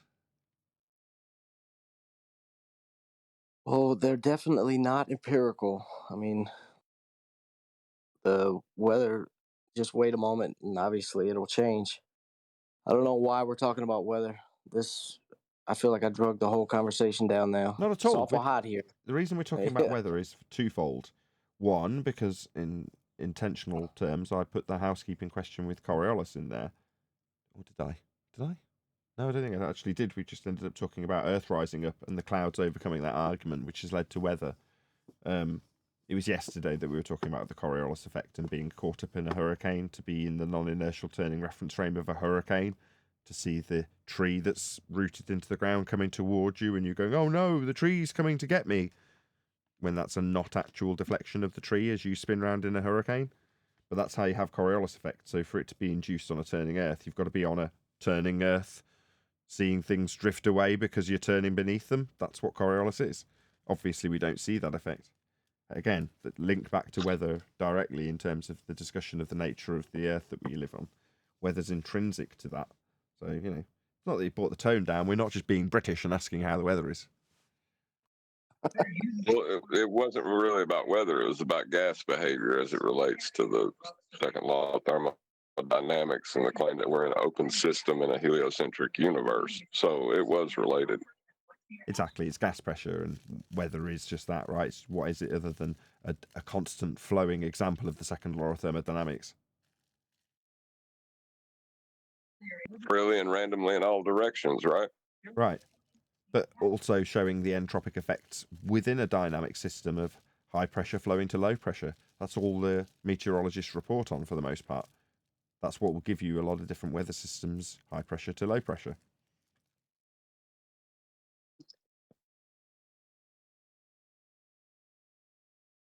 So Definitely not science. We'll have Tenth back next week to do some videos, so he'll be here more likely to suggest some videos than the one I've just done and rattled through in 5 minutes. I'm over concise, right? I wanted to get it done. Well, I was thinking about, I'd found one for Quantum Eraser before about all the paradoxes of heliocentrism. Okay. Can't be any. Do The you want me logic's to go perfect. find It it and always post works. it? Sorry, John. Go ahead. You want me to go find it and post it? It would. Sure. It's about 12 minutes. Yeah, that sounds good. Got a good audience. 83 people watching. Excellent stuff. Halfway through the show. I like it when we're edging up to 100 halfway through. Yeah, please share the show if you've not done so already. Obviously, a very warm welcome to all of you who are here. You've probably come because somebody who's in the show earlier shared the show with you. So please do the same. Smash that share button. But obviously, like I say, thank you for coming in the first place. We really appreciate you being here. Smash that super chat if you want to support this channel. There's also PayPal links in the info box below the video. I only have to e-beg because we receive such a lack of support from YouTube. We are algorithmically cobbled to the bottom of the lists, and our lunches are being eaten by the anti-flat earthers who you, the audience, are directed to if you are to search for this subject. Hence, we have to e-beg here, unfortunately. Not that I mind. We do get massive amounts of support from the people who directly give me funds so that I can stay doing this, because there's no sodding way I'm making a living out of the ad revenue. That ain't happening, and probably never will. But for the fact that I do get people supporting me financially directly, thank you very much for doing so. That spans directly from the people who share the show, which spans directly from the people who get here early and stick it out there on Facebook and X. So thank you for doing so. Go ahead, whoever that was. Oh, it's in Master B, is all I was saying. Oh, brilliant. Yeah, let's grab that. Oh, somebody's at my door. Can you talk amongst yourselves for 10 seconds? I'm here on my own at the moment, so I've got to go and get it. Finding this, because this is the most concise one I could find, and it's still a bunch of ambiguous nonsense when they're trying to detail the paradox. So you'll have to forgive them because they're pointing out things that contradict their worldview as they're doing it. So they ramble a bit through this. Nobody there. Presumably somebody wanted my neighbour's attention and rang my bell instead. Anyway, right, okay, let's get into this. So this is from Factnomenal. Is that right? Am I saying that correctly? Let's see if I can find a share link. Go and let this person know. At Nathan Oakley 1980 sent me. There is going to be a link whizzing its way by in the live stream chat any second, so that you can click on that, go to his channel, say, at Nathan Oakley 1980 sent me, we responded to your video, which has got 41,000 views and was published about a year ago, called Space Paradoxes. What did they find? Question mark. Dun, dun, dun. Now, hopefully John's given a preamble. I don't know, because I was away at the door. Say goodbye to reality as you think you know it. Go on. I was just saying, they tend to ramble a bit, is what I said. Oh, okay. What you are about to learn will make you question the universe around you and if you even exist. I'm not really. I know I exist. Do you really believe you see what you see and know what you know? I don't believe I see what I see and know what I know. I see what I see and know what I know. Think again. How dare you? Welcome to Factnomenal. In today's video, we peel back the layers of reality and call into question our place in the universe and what you assume you know about space and time. Prepare for sleepless nights as you sort through these mind-bending paradoxes. I don't know. Considering I'm not part... part of the heliocentric paradigm, I don't think any of these paradoxes will give me any sleepless nights at all. But there we go. Go on, whoever that was, on the mic, off the mic, whoever you were. I'm sorry. I was just going to say that all of these apply to his worldview. So you got to think, does he believe what he thinks he knows, or does he know what he thinks he believes? That's what he's trying to get at, is he don't even know what he knows. Well, hopefully at the end we'll know what he knows and be able to decipher whether he knows what he knows or he doesn't know what he knows, but thinks he knows what he doesn't know in regards to these paradoxes. We'll see. Oh, that's right. Is there only us? Our universe is full of life, right? Well, no. I mean, that's a speculation that's come out of mathematics in terms of the probability of other life based on the heliocentric notion that you have an infinite expanding universe and the notion that there must be a probability of life. Therefore, slim though it may be, there must be, based on the slim probability that there isn't or is, life out within the heliocentric model. But we don't have a heliocentric universe. There is no space to travel to give you this mathematics that you'll be deriving this paradox from. After all, it's many billions of years old. The solar system is relatively young. Total nonsense. All of the assumptions of distance and time have come from Kepler's third law on scaling. You know, your redshift all slips into that, but those are just looking at light in the sky and then deciding how long the universe has lasted. Total nonsense. And astronomy tells us there are... Astronomy doesn't tell us anything. They're just looking at lights in the sky. I've already clarified that. At least 100 billion planets in our Milky Way. And how many times does Hollywood show us the arrival of supermassive spacecraft bringing doom and gloom to all of us? So where are they? Nobel Prize-winning physicist Enrico Fermi asked this question in a casual lunch conversation in 1950. And Fermi's paradox has puzzled scientists ever since. No, I don't know if it's puzzling scientists, because scientists would be the people who apply a methodology to establish the cause of effects they've observed in nature, as opposed to ponderance over Fermi's paradox. SETI, the Search for Extraterrestrial Intelligence Institute in California, explains that Fermi theorized a civilization with rocket technology and motivation could quickly colonize the entire galaxy. Within a few tens of millions of years, every star system could be brought under the wing of empire. In the blink of an eye. All of these outrageous time claims have all come from the heliocentric model. At its heart, Kepler's scaling for interplanetary motion will give you all of these light years and distances. So, you know, it's all nonsense. Tens of millions of years may sound like a long project, but in... Yeah, it would be. I mean, but like I say, the numbers have been plucked out of thin air in regards to Kepler's third law. In fact, it's quite short compared to the age of the galaxy, which... I know how assumed the age would be of the galaxy within the heliocentric model in Kepler's law of interplanetary motion when applied with an assumption of Venus as having the same R value as an Earth that's spherical, when you can't measure either as being spherical. Which is roughly 1,000 times more. So, where are they? Ads. Astronomers use the Drake equation, which combines the number of stars hospitable to life-sustaining planets with other variables. That's what I was plugging for. The Drake equation is where they get the idea that there's very limited chance of there being life out there, but based on the vastness of it, there must be some life. Therefore, they flip that on its head and say, well, there is therefore a probability of there being life. And this kind of crap was permeated more and more throughout the 60s. No, not necessarily 60s, 70s and 80s more than anything else. That lead to civilizations transmitting signals across the Milky Way. As for the results, anywhere from one, us, to several million in the Milky Way alone. Wow, what a broad scale. Shout out to Original D-Rose. I know you know that I know that you know what I believe I know what you believe, which is what I know you believe I know, but my brain hurts. Well, that's pretty easy to keep up with. I mean, I don't know what your malfunction is there, D-Rose. That was very easy to follow. Thank you for the super chat. Really appreciate the support. And remember, some civilization must be the first one. Could that be us? As science fiction... Actually, I'm going to stop there. He's asking a relatively interesting question, I think.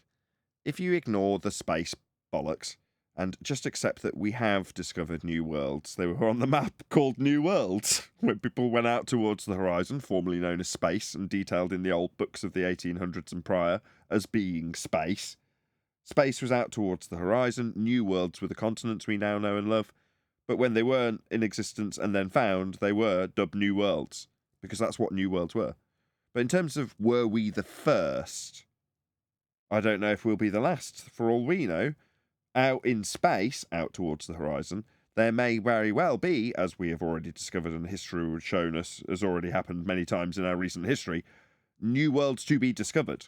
And there's a good chance that there'll be the orange people, as opposed to the green-coloured people, or the brown-coloured people, or the black-coloured people, or the yellow-coloured people, or the white-coloured people. Yeah, we'll go out and find some orange people. There's a reasonable chance of it. And we'll go, oh my God, the orange people, quick, enslave them. Or whatever we do when we find them. My point is that now it's all been locked down, well, you can't go anywhere. It's a ball. You just come back on yourself. Do you? Do you? So we all started going out thinking we're going to find certain continents, ballsing it up and finding a, quote, new world. But then suddenly, no, it's definitely a ball now, even though that's not how we navigate. And therefore, there's no point in finding any new worlds. Look to the sky for those. Drake equation. Definitely likely. Shout out to James Mays, who says, good day all. Go ahead, whoever that was. Good day, James Mays. So I have a very interesting speculation. Go on. Like within all of the movies that we've seen, like where, there's a boundary, there's usually a fear that stops people from discovering what's on the other side. Perhaps what we're living in, this time that we're living in, is just some version of that, not necessarily a fear, but something that takes away the curiosity of others. Now, what if flat Earth is really being, slow leaked to the public for this specific purpose? Because they've been cultivating the new land that we will travel to, but they wanted to gain control of it first before everyone was able to journey there and inhabit those places. What if that's the case? I don't know. Just saying. Just like we discovered new worlds, right? It's like, there was always a time, like in Christopher Columbus Day, when people thought, well, so my teacher told me, I don't really know this. Oh, if you go that way in that direction, you'll fall off the edge of the earth. That's what they were told. That was their fear. So they did not discover new worlds until they did. Yeah. So perhaps that's what's happening now. They have to get ahead of the narrative. They have to go ahead and, get everything ready for the section of, civilization to migrate into these new areas. Maybe that's what it is. I don't know. But anyway, I'll leave that with y'all. Well, thank you for that. ATA watching, please share the show. Very warm welcome to all of you who just joined us. Please check out. I would like. Just before you do, please go and let this person know we're covering their video, and let them know by saying at Nathan Oakley 1980 sent me. There is a link going by in the chat. Go ahead, John. I would like to point out this is a paradox. You believe you live on a sphere. Icon Arthur C. Clarke famously proclaimed, either we are all alone in the universe or we are not. Both are equally terrifying. A new meaning to being in the loop. Hand in hand with this puzzle is the bootstrap paradox. Bootstrap paradox? This is a new one. Anybody know this one? Named after a Robert A. Heinlein time travel story. A future event causes a past event which leads to that future. Sorry, did you just say a future event causes a past event? That's bollocks. Yes, he did. That's just total nonsense straight off the cuff. Future event. Got it? No, we didn't. We stopped and critiqued it for being total nonsense. In the Terminator movies, the conscious Sorry, is this paradox going to take place within James Cameron's fictional world of time-traveling robot cyborgs? Okie dokie! AI global system of the future and instigate. Go ahead. I was going to say, no, it's going to take place in the idea that the stars you see are from the past, but you're seeing them in the present. Therefore, you are seeing into the past. Therefore, time travel. Oh, I see. Of humanity's downfall, Skynet, could not exist without leftover components of the T-800 cybernetic organism, who we know as Arnold Schwarzenegger, sent back to terminate John Connor. Its technology is reverse engineered, and Skynet and cyborgs and a long series of paradoxes. Do we really need this lengthy summary of the Terminator movies? Were born. As a result, an object or piece of information gets trapped in an infinite cause and effect loop. No, you couldn't have that. Yeah, what they've done is they've taken the grandfather paradox and turned it into a positive assertion that it's a prerequisite requirement.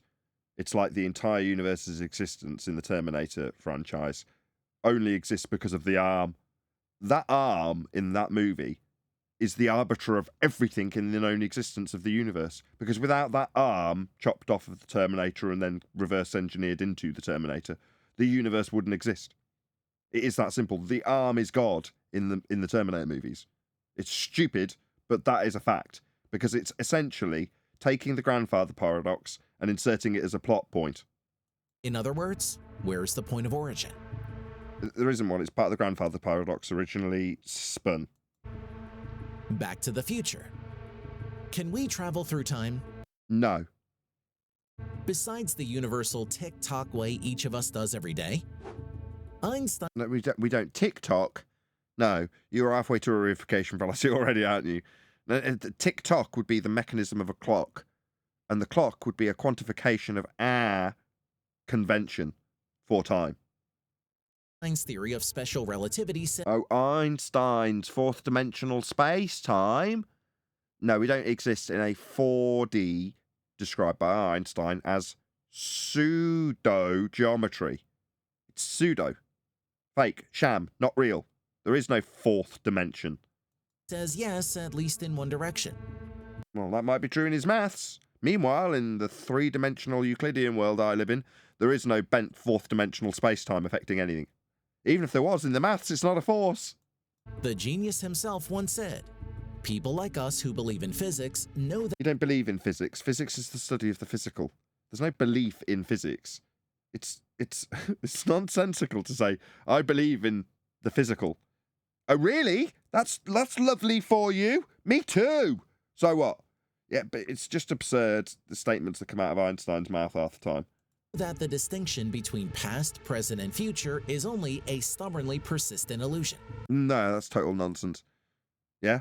Past? What do you mean past? Again, a convention I've used to describe that which is no longer taking place, in simplistic terms. But there is no connection to my convention of the experience which once was and is no more. That isn't something that is connectable by a road or anything other than mathematics in a pseudo-dimension of 4D space-time invented by Einstein. So he's got to qualify it with clever words that make it seem like there's points in time. No, there isn't. There is no path for me to travel to my future. And the elapsed, the tick-tock, is merely our convention for what we describe as the passage of time. Say hello I would to like the to mic. point out again. I would like to point out again that this is only a paradox if you are a heliocentrist who believes that Einstein's mathematics describe reality. Yeah, for us, it's just like, yeah, we don't have to accept pseudo-fake space-time bending and the problems that it has as paradoxes within time travel because it's absurd. Mind-blowing grandfather paradox. One travels back in time, say 200 years, and murders their many times great-grandfather. Or chops off his arm when he's a robot. This, of course, means generations of other ancestors never came to be. This means that without the arm, there wouldn't be any robots. But without the robot, there wouldn't be an arm. So it's the same bloody paradox, right? Does this prevent the time traveler's existence? Yeah, it will in this example, but a minute ago it was the entire existence of the Terminator universe, wasn't it? Did you not notice that? Or clearly not. And in that case, how would this relativistic killer have traveled back in the first place? So, notice he's got an arm on screen. What, like a robot arm? Well, no, this one's human. But he doesn't recognise the irony in the arm being the main grandfather paradoxy point in the Terminator? Yeah? Hello? If their birth was already erased. Time to reach for the aspirin. Quoth the raven nevermore. Imagine you are standing in a small grove of trees looking outwards, and you can see glimpses of sky from beyond the tree trunks. However, in the middle of a great forest, your sight is only of a solid wall of tree trunks, combining the near and distant in your vision. Shouldn't the universe be the same? After all, when we gaze into the three-dimensional cosmos, we are looking into septillions of stars. What's he saying? If you're in the woods amongst the trees, basically you're a tree. And if we're in the cosmos with billions of stars, we're basically a star. Is that what he's suggesting? And even though they are at varying distances, wouldn't... Are they? No. Your Kepler's scaling assertions would give you their varying distances. They all have light reaching us, creating a brilliant wall in the sky. Instead, the night sky is almost black, not bright red or glaring white hot. This Olbers paradox was first posed in 1610 by Johannes Kepler. So he's saying, no. He's saying an objection he raised to the assertions within the heliocentric model when comparing them to reality was that if all the stars are burning bright lights, then we just have a blanket of bright light in the dark sky that we actually experience, and we obviously don't. Okay? Again, like John's just pointed out, not a problem for me at all as a flat earther. Who suggested the universe only extends out so far, thus the empty space and darkness. But it wasn't an astronomer who first hit on the truth, or what we think is the truth. It was a poet of all things. In 1848, American Gothic poet and writer Edgar Allan Poe surmised... Why are we talking about poets? Why have you picked this? Is there something... We're only halfway through, John, but was there something specific that you're hoping we get to? Is it just all the random paradoxes stacked up on top of each other, one after the next? It's just the random paradoxes of being so how they've, Fair enough. we've solved them by being perfect. The universe is simply not old enough to fill the sky with light. Not enough time for starlight from every corner of space to reach us. Building on Poe's idea, astronomers conclude that yes, while there may be an infinite number of stars beyond the cosmic horizon of the 13+ billion-year-old universe that would keep us bathed in light every night. So they're making their assertions about their distances that they assume with Kepler himself, as mentioned a moment ago, in his laws of interplanetary motion, what would be paradoxically assumed to occur but does not, will be explained away as follows. It's like you're making apologetics for assumptions about systems that have got scales that you don't verify. So it's not a problem unless you say, we have verified these distances, and therefore, given that we have verified these distances, these movements shouldn't work. Therefore, a paradox. But if you haven't confirmed the distances in the first place, it's not a paradox. It just shows it's not working correctly. There are too few observable stars to completely light up it's the stars' fault. There's not enough of them. the sky. Yeah, it's all their fault, really. So a poet stumbled across the likely answer. Maybe we should dig up Shakespeare and ask him about Fermi or inflation theory or... Yeah, I'm with you. Why are we talking about Edgar Allan Poe? black holes. Ever cringe at those tricky game ads? Yeah, because it takes poets to really critique the heliocentric system and be taken seriously. Speaking of digging folks up, a lovely variation of the aforementioned grandfather paradox is the classic, why don't we go back in time and terminate Hitler paradox. We can't travel along a pseudo-Riemannian force-based time dimension. Time's our convention that we developed so we could discuss what we call the passage of time. But to reify it out into some path that we can travel backwards or forwards along is absolutely absurd. Or maybe some middle school bully, but let's stick with Hitler for now. It's such a popular idea that the phrase, "everyone kills Hitler on their first trip," has become a meme. So how about jumping into a DeLorean or blue police box and doing humanity a giant favor? There are no DeLoreans, and there are no time-traveling time telephone boxes, like in Doctor Who. These things are that of fantasy. Now, we appreciate that you have also got a pseudo-Riemannian space-time dimension given to you by Einstein, but that's pseudo. It's just a geometry. It's not our reality. You don't need to concern yourself with any of this garbage. Not so fast. If you transport back and whack baby Hitler... Sorry, if you transport back... No, you can't. You can't transport back or forward. You just travel. You don't travel at all. If you experience the elapse of what we call time, that's not a journey. You've now created a world where Hitler never rises to power, and World War II does not happen. And the Terminator arm wouldn't be there. That's a good thing, right? Well, there'd be no Terminator arm. Yes, but in the process, you've removed the future motivation to transport back and whack baby Hitler. So you removed the Terminator's arm for it to not be in existence when you killed the Terminator, so his arm didn't exist for it to exist for him to come back and try and kill you. Sounds like the same paradox to me. So another paradox. Yeah, same paradox. Just you've given it out 3 times. And of course, there's always the possibility that by interfering with the previous course of history... No, you're never going to interfere with any previous course of anything historical. You can't. That's never going to happen. You may unleash something worse. No, you're not going to. You're not going to unleash anything. Fear-based mind control propaganda. Peddler. It's not going to cause anything because you're not traveling back in time. In Hitler's case, that's highly unlikely, right? No. It's, regardless of whether or not you accept the narrative of Hitler, never going to happen because you can't travel through time. When is a black hole not a black hole? When someone says it's a black hole, ascribes a detailed description without ascribing any scientific validity to that description, and then someone else comes along and says no, and then through the exact same methodology, ascribes their bullshit story to it, which doesn't comport with the original story, which was also bullshit about what a black hole was. Einstein's general theory of relativity says a black... Not a real theory, it's not scientific. Hole's gravitation is so intense that... Intense? I thought it wasn't a force. It's a bent geodesic in space-time. How can it be intense? Nothing can escape it. Escape from a non-force? I don't think I ever will be fighting against a non-force. Non-forces don't contain me, restrain me, or need me to escape from them. Now, let's define information. Why? Shouldn't we define what a force is? For the physicist, information is the specific state of every particle in the universe. Is it? Every little detail.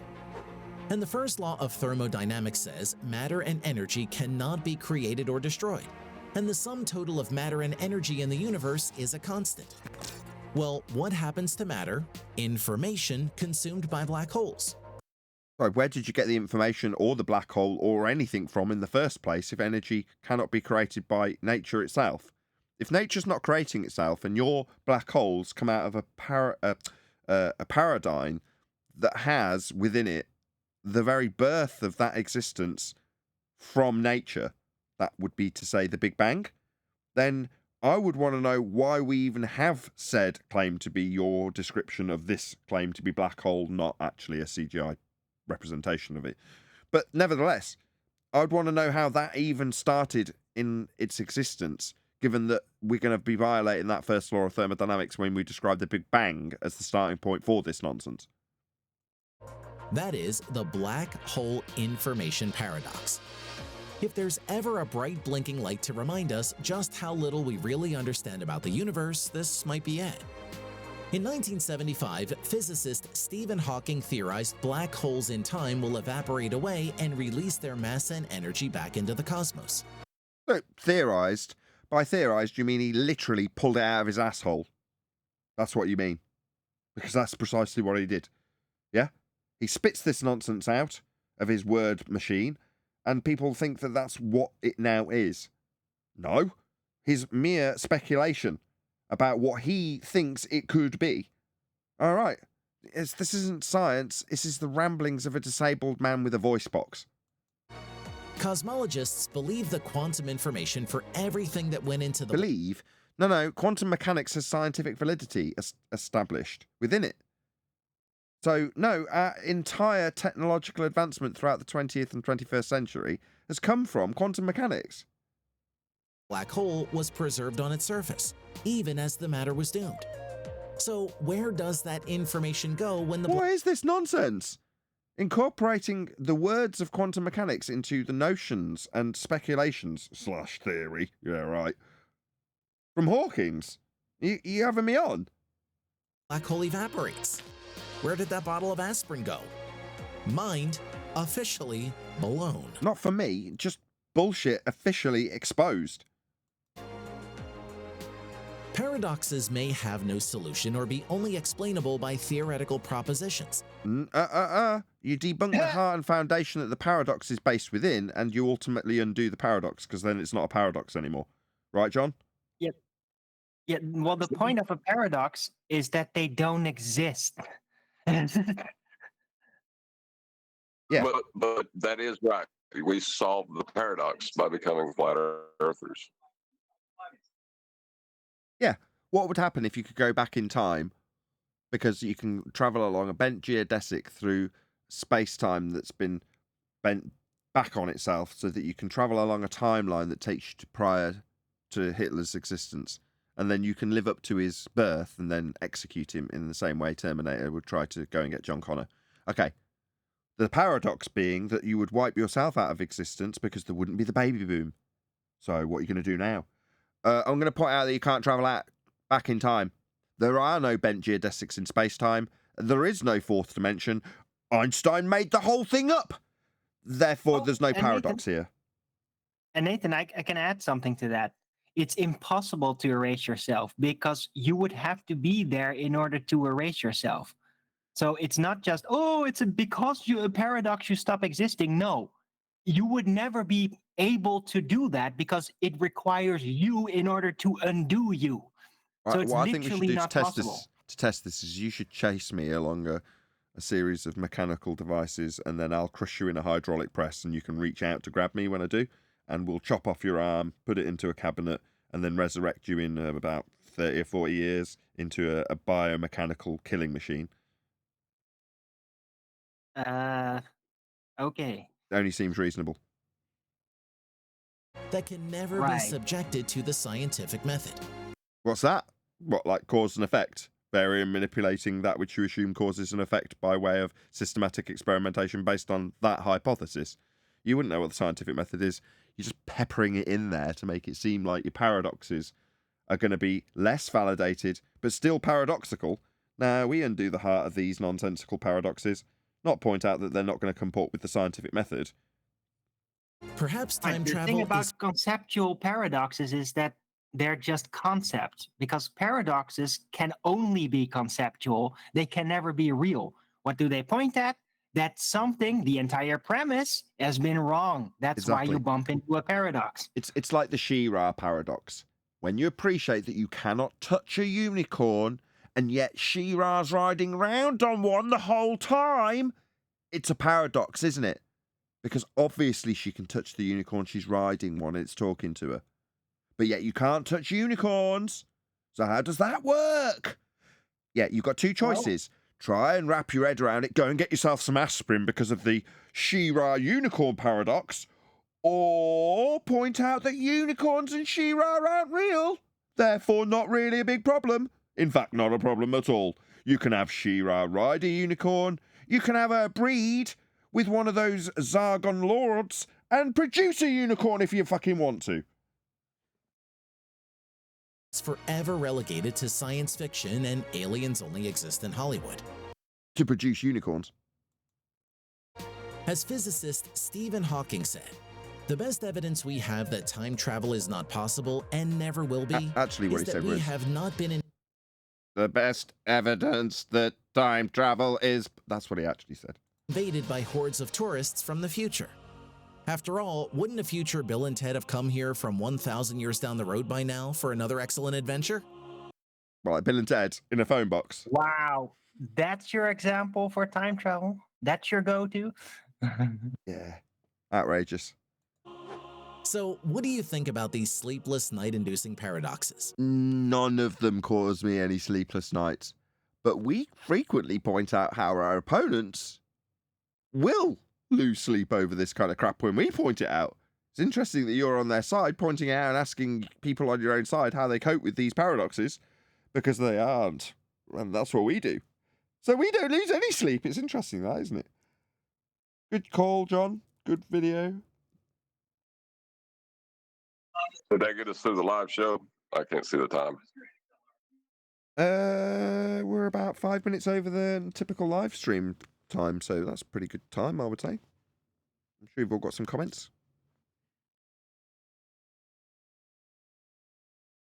Let's just move on. Okay, thanks for that, Arwin. That's very informative. Now I want to say real quick, I like what Eli said earlier about the mind prepping everybody's mind, because there might be some future conquests to go beyond the horizon and seek other lands, and they just kind of juicing everybody up for this bull crap. Because I was talking about somebody about that before. Because now we don't have to use ships; we can use aircrafts now, and dumb people who think they're going up and away to a floating rock are actually just going beyond, traveling beyond, outside, further out, and may seek some other land, and they would pretty much eat up anything that whoever's the head chief navigator or captain of the vessel and whatever governmental agency that's pushing it, whether it be SpaceX or whatever, and they would fall for it and say, "Oh, we're now here at such and such a planet," and they would be so dumb enough to believe that, oh, we have oxygen and vegetation, yada yada yada.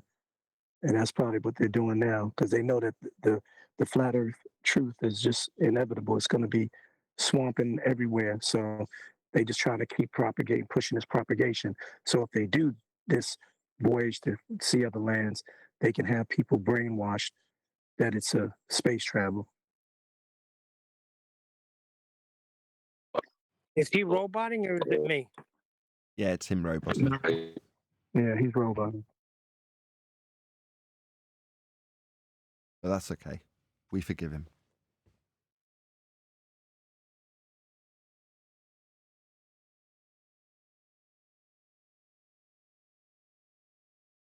Yeah, Alrighty then.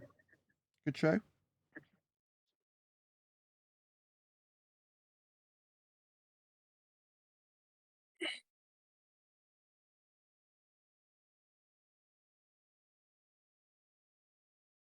I'm glad the energy levels dropped so much. Just moving to the after show. It's always good that you kept the energy level of the live show so high. I was going to say something, but I heard you coming, so I didn't want to interrupt you. I was going to say, and also what Eli said was exactly what you used to always say, Neil, about outer, seeing other lands, new worlds, traveling outside, beyond the horizon. You've always reiterated that, and when Eli said that, I connected the dots. It was like, exactly. That's exactly what's probably going to happen, because it has to happen every 2 centuries, maybe, that they get tired of where they are. They got to go further out, and they know what they're doing. They know how they did it before. They know how the system works. But during the 20th century, they had to bring up some bull crap, that's kind of distracting everybody, diverting their attention to look up instead of looking out. So, two things which are set together. That's what kind of smart for the guy to say that, but that's heavy, because that's what I was talking about with a lot of people before. And then what's the thing that the general FE public is, the people that's on, they're talking about this Antarctic treaty that's supposed to end, speculative, of course, what we say, but this is what they're saying. It's supposed to expire in 2020, 2045 or 2040 something. 20 years right around the corner. You know how fast 20 years is going by. And our 30, 40, 50 years of life. The new world will be cultivated and done by then. Yes, it's right around the corner. So they say this treaty never gets renewed, revised. I mean, there's going to be conquest. There's going to be voyages. And they're going to have everybody in their head thinking that they're doing some, space travel. Hey, maybe we'll find the walls of the container and we can wage war against whoever created it.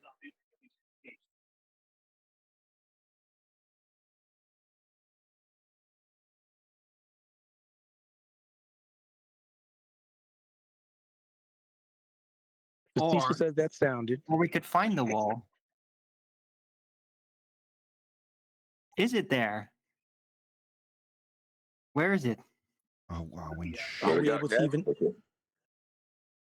Are we really even able to travel far enough to even get to it? No. But they claimed Apple birds. Oh, are we really Well, no, gonna? I mean, are we you know- really gonna do this feast of nonsense garbage? Are we really gonna do this? Really? We're being facetious. Sorry. I was Facetious too. facetious feast of nonsense. I just added the walls of the container into it to make it funny. One is not amused.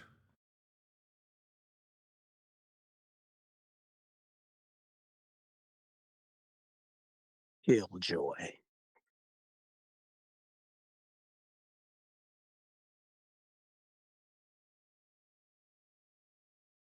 Yeah, on the one hand, in the pre-show when you're telling me that Dell's having a little conniption fit, I mean, it's amusing, but I really have no desire to get under his skin or live rent-free in Dell's head. You know, I have no desire for that. That wasn't the outcome I was seeking. If that is the outcome of us taking apart his nonsense, then, oh well, that's unfortunate.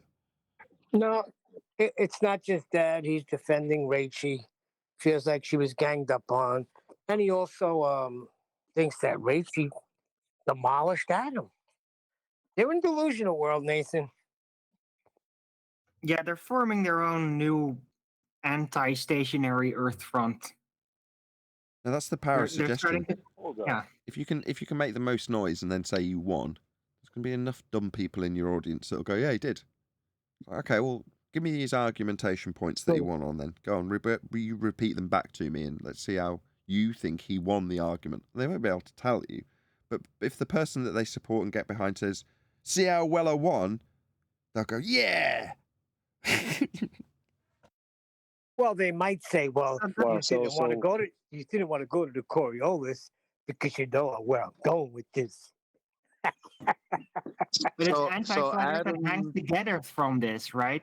I mean, that's exactly what anti-flat Earth is. All of them hang together like, yeah, we won.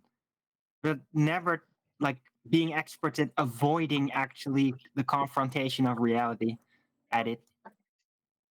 I find it detestable that they would characterize that interaction as ganging up on.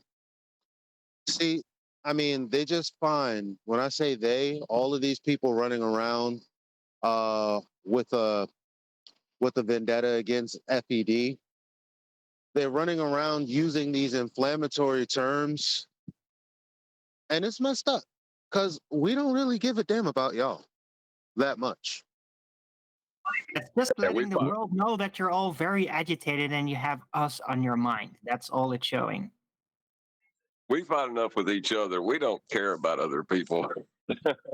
Right. And I got a question. I might have asked this before, I'm not sure, but I just want to know, let's go back in time when this all started. And Nathan, you probably known Dell, or maybe definitely longer than me. I just know her about the guy since this thing came up. But in the beginning, since say show 184 for you and whatever show he started, had this always been his argument? I don't know. How did he?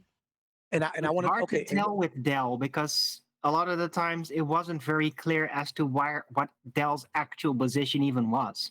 Okay, that's what I'm saying, because the segue is the other question is, if in fact he did not, and he was battling Globers like we were doing, everybody in the front of Flat Earth, what was he saying then? And when did he get the epiphany to say, maybe the Earth's not stationary. It might be rising up. That's what I'm trying to figure. Where did he hit the crossroads? Like, not that we have to be concerned Well, there, but from what I've been told, he was just asleep in bed one night, and he was visited by this strange monkey-shaped ethereal entity that basically just laid it out all for him. And when he woke up, it seemed so real, that sort of ghost-like monkey telling him that Earth was rising up. It seemed so real, and he just went with it. I mean, that's what I've been told. I mean, it's not like I'm just making shit up. It's not like I'm just making this outrageous nonsense up or anything. It was an alien posing as a monkey, Nathan. Get it right. This is more facetious. Call it a vision. Right? It was a vision. After several whiskeys. Isn't that how they come up with gravitational accretion? Yeah, I mean, I just phrase gravitational accretion. Why not? Exactly what it is. Gravitational secretion. You're saying that there's not a force holding to the side of the ball. You prove it. You prove it. You're stupid. I'm gonna expose you. Yeah, gravitational secretion, ectoplasmic residue. It's all the same. Well, my internet died, but there is who else used to call us bullies? There was a certain person that used to call us at Flat Earth Debate bullies. Bully boy. I don't know. Brenda used to call Nathan a bully boy all the time. And I find it funny that Dell's calling him a bully. And the other thing is they are saying silly things like Rachel was not allowed to get her point out about the Coriolis. Rachel demolished Adam when she brought up the fact that was there any wind going to hit the back of his head in the forward moving vehicle? I mean, it's insanity, really. Truth is the bully. I think truth. I think Timmy was, by the way, the first one that started calling Nathan a bully. Tim Osman. Bully boy. Brenda, too. I remember Brenda always calling him a bully. But Brenda came on the scene later. Yeah, probably. I have a question about that. Just because you're a bully, does that make you wrong? They are saying that bullying is bad. Yeah, but not wrong, though. Bad, wrong, not the same thing. I agree. Bullying is bad. Okay. Get bullying, mate. I just don't think you let people get the points across without muting them. That's why people get frustrated with you. I agree. Maybe on Thursday. Maybe Friday. We'll figure it out. Oh, sound like somebody was upset that you mute people. Yeah, let's do that. That's going to be a good argument. To be clear, Dale was upset that Rachel didn't get to have her argument about the Coriolis effect. That's unrelated to Earth removing up. I see. And didn't get to make a comparison example with a car. I see. Yeah, I see. There would be me thinking that they would be proving Earth moves up, as opposed to needing to make comparative arguments about Coriolis effect, which isn't Earth moving up. Or talk about our car accelerates, which isn't Earth moving up. But I mean, what do I know? Obviously, we were totally unreasonable. Yeah, that was odd. That was odd and stupid. But it's the same thing with Witzit does with the freaking the photons when he's dealing with Issa. Right away, he goes into the freaking double slit. Yep. It's grasping at straws. We figured that Nathan actually told me where that term comes from because they're drowning at that point. They need something to hold on to. They need a gasp for air, and that's what that is. So you're saying those straws that are like the seaweed, not seaweed, but like the whatever that is that's in the water. You're saying it goes all the way down, and they could like literally breathe air through those no, I guess straws. You snap off a reed because it's got a hollow center, so you can use it as a straw like a snorkel. But you're clutching at those, hoping that they'll be hollow and hoping that they'll give you a way of breathing under the water that you're being sucked down into. Clutching at straws, you're gonna drown. let's put it that way. That's basically what you're saying. You're gonna drown. But it's a natural effect, though. Whenever you're feeling overwhelmed, which they were, that's why they started attacking other things. They were clutching at straws.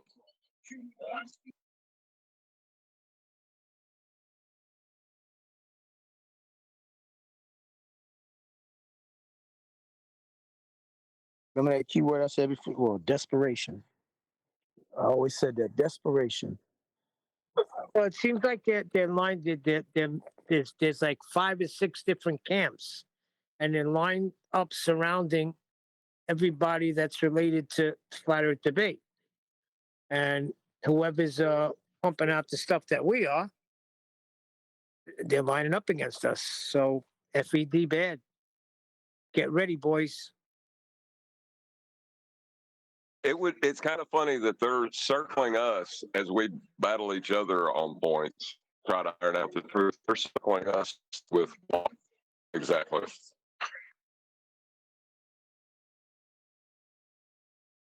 Yeah, listen, we're the biggest echo chamber. Don't you know that? Well, see, an echo chamber is where people are excluded from talking, right? I don't think I've heard a viewpoint that's been excluded yet. Well, Nathan doesn't leave his echo chamber. Don't you know that? That's another big thing. Nathan sits here where he's nice and safe, but he won't go over to Dell, who's basically begging him to come in and have a conversation. Well, the very fact that you can call it an echo chamber while you're standing in it means it's not an echo chamber, because you would be shouted down for calling it an echo chamber. And it's not true anyway. Nathan does go on other platforms and has actual debates. It's just it tends to end up very strenuous because everybody, including moderators, will start rumpusing him. This just tends to happen, right? But he does go outside. Yeah, we know this, and they know it too. I find it strange that they want us to go on other debate shows when the name of this show is Flat Earth Debate Live.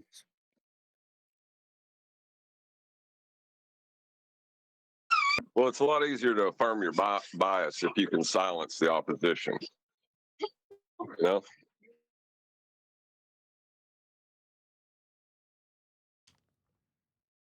Right. You address one little detail they think you think they got wrong. Then you keep extrapolating upon that error. Then you move on, preventing the other from actually rolling out the meat of the entire argument, right? Because that's what they continually try to do. They try to blot us out from laying down like those fine cut gem, like the finished works, the finished beautiful cut gem that is like, see how this is perfect. That's what they're trying to prevent us from doing. So they take one nitpicky thing and then they basically start rumpusing beyond that point so that you don't get out the quality level of your information. That's their tactics. That's all of their tactics. Well, is there Satan then? What, I don't know your name, who that was talking. Is there Satan then? What? Close to your mic, mate.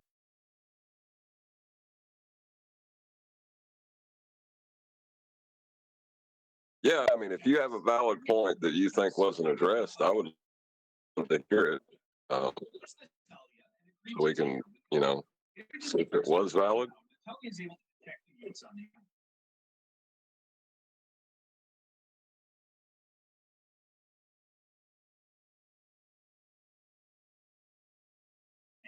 Or we're just bullies who are willing to listen to people and talk about whether they're right or wrong. Bullies. It's not bullies, mate. It's just when you ignore like the demonstrations that show, and you just stand by the stationary claim, and then when the question's asked, when you say I dropped my phone, what forced it? You're saying that it goes from non-motion to motion. And when you're asking what the cause of that is, and then the demonstration showed that there's no displacement of gas and liquid under acceleration when you drop it. When you just ignore that, that's where the frustration from the other side comes in, because someone like me just wants progress, mate, to me, and I just want to figure it out. I couldn't give a shit what it is, you know what I mean? Like, I'm not asked, like, I just want to know what it is. But the frustration part comes from when it's just ignored, and you go, well, is the earth moving? You know, like, it's just like a buzzword, like, it's like, well, that's where the frustration comes from just regular people listening in.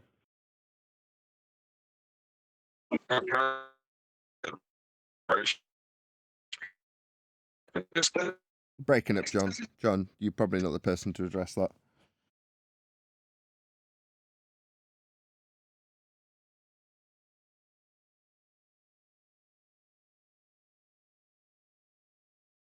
I love having a bad signal here. Yeah, it's just a bad signal.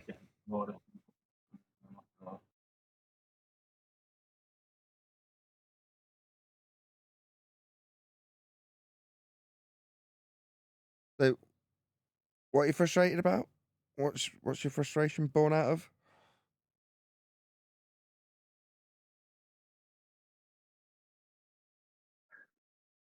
No, I'm just all I'm saying, mate, is just from like just someone watching the show, and you watch like someone who just like digests all content, whether it's yourself, whether it's some of the people on do it on this, or like if you listen to Dell or whatever, like people just want to get to the bottom of all these topics, and when people are just butting heads and not progressing, do you know what I mean? Like that's where it's frustrating for people watching, or for myself watching. Do you know what I mean? So I just feel like there doesn't need to be a fucking war between people. There doesn't need to be an argument. Like, everyone agrees reality just is what it is. Like, you can't really have an opinion on it. It's just facts are facts. Like, you can discuss what's going on, but you can't like put a bias to anything. So if you're saying things like it's not my claim that the Earth's moving, well, you're claiming it's stationary, so you got to back up that claim, but it's not addressed. Yeah, you're right. I mean, if Dell's going to claim that the Earth's moving, he's got to back it up. I agree. Yeah, but someone like yourself has to back it up that it's stationary, because if it's not moving, it's the other one. It's one or the other. You can't. There's no in between. So what's the other one? That it's stationary. That's not a claim. But if you say it's not moving, it has to be stationary, doesn't it? I don't have to say anything.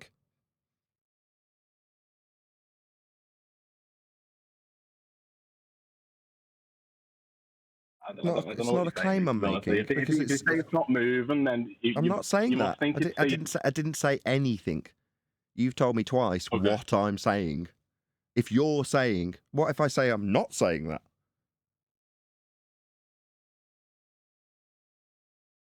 What are you saying then? Are you saying it's stationary? Third time's a charm. I'm not. Dell's claiming Earth's moving up. That's a positive claim. He's making a claim. Dell's saying motion is the cause of density. He's not saying Earth moving up. He's saying motion is the cause of the density gradients. So you don't think Dell's saying Earth moves up? I've spoken to Dell. Yeah, he is. He's saying Earth moves up. I've spoken to him. Yeah. Yes, I've spoken to him. Yeah, so fine. Yes, he says Earth moves up. You just said he isn't saying that. No, he's saying that motion is the cause. What the actual motion is. I mean, just get this absolutely clear. He is saying that because he asserts that the motion is Earth moving up. Were you unaware that that's what he's stating that for? I'm very aware, mate. Are you unaware? I'm very aware. But if you're denying that, you're saying it's... You've just denied it. You've just denied that Dell says that that's because Earth's moving up. You denied it. I'm not... I don't know what... Dell's his own man. He's his own man, and he's claiming Earth moves up, which is stupid, outrageous nonsense. I'm not claiming a damn thing. As I just pointed out to you, he's making an outrageous claim that Earth's moving up. I'm not claiming anything. But if you say Earth moving is nonsense, then you must stand by its stationary. No, that's a burden of proof reversal fallacy. If you say, or Dell says, that Earth's moving, you will be the one proving that garbage. So it's two fallacies. Burden of proof reversal fallacy, and then proving non-existence. So you're putting forth two logical fallacies. Are you aware of that?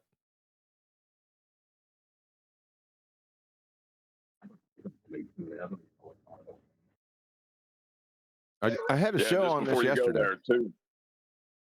I don't watch the shows like religiously. To be honest, I'm not sure like what every individual stance is. I mean, I'm just trying to like clear it up, like for myself, because I don't really. I'm not watching like as much. Like I'm not watching like every minute of every show. Do you know what I mean? You're using his arguments. Okay. You're telling us what we claim and how objectionable what we claim is. Then I point out we're not claiming anything. Then you interrupt me as I summarise what's happened so far while you tell us that you're trying to inform us of stuff. No, you're not. You're trying to reposition third time of interruption with my summary not being concluded. You straight out of the Dell playbook, just like Dell did. I'll try again, fourth time. You're telling us what we claim and telling us how what you say we claim is wrong. Then you're telling us how Dell's just trying to find the answers. And then you're also telling us Dell isn't claiming Earth moves up when he says movement is the result of relative density or a gradiated layer. Okay. Number one, Dell is absolutely claiming that Earth is moving up with that garbage.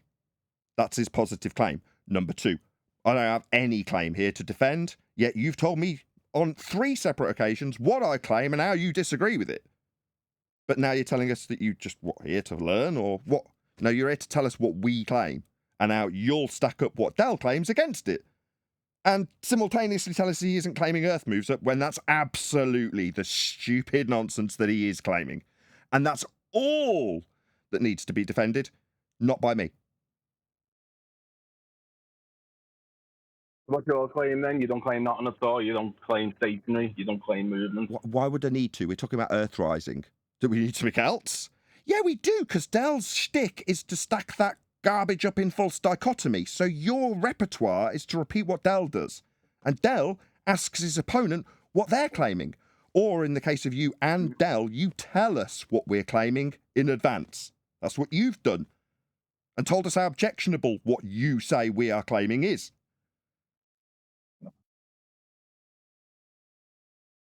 So, we don't claim anything. Now you're trying to clarify that which you've told me 3 times we claim. Seem absurd, given that you are telling me what I claim? No, that's just Dell's stupid shtick when it comes to stacking up stuff in false dichotomy when he's got an outrageous claim to be proving. Suddenly he needs his opponent's claim to argue against, like you do. Oh, mate, yeah, fuck hell.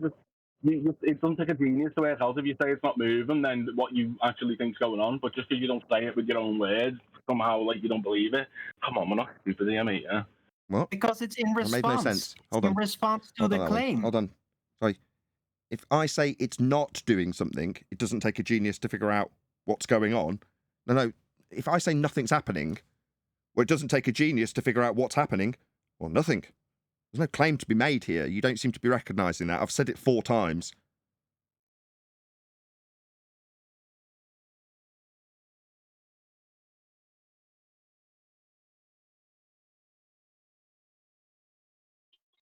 Does he understand that making 2 void arguments doesn't make a legitimate argument either?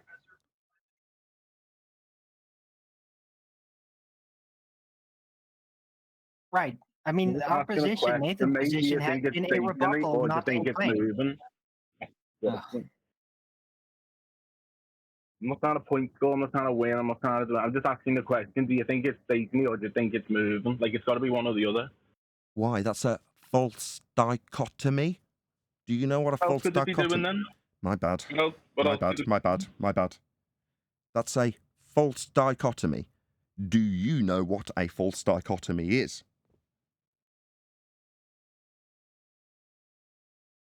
Pretty much, if I summarise a false dichotomy, I could put the phrase, it's got to be one or the other.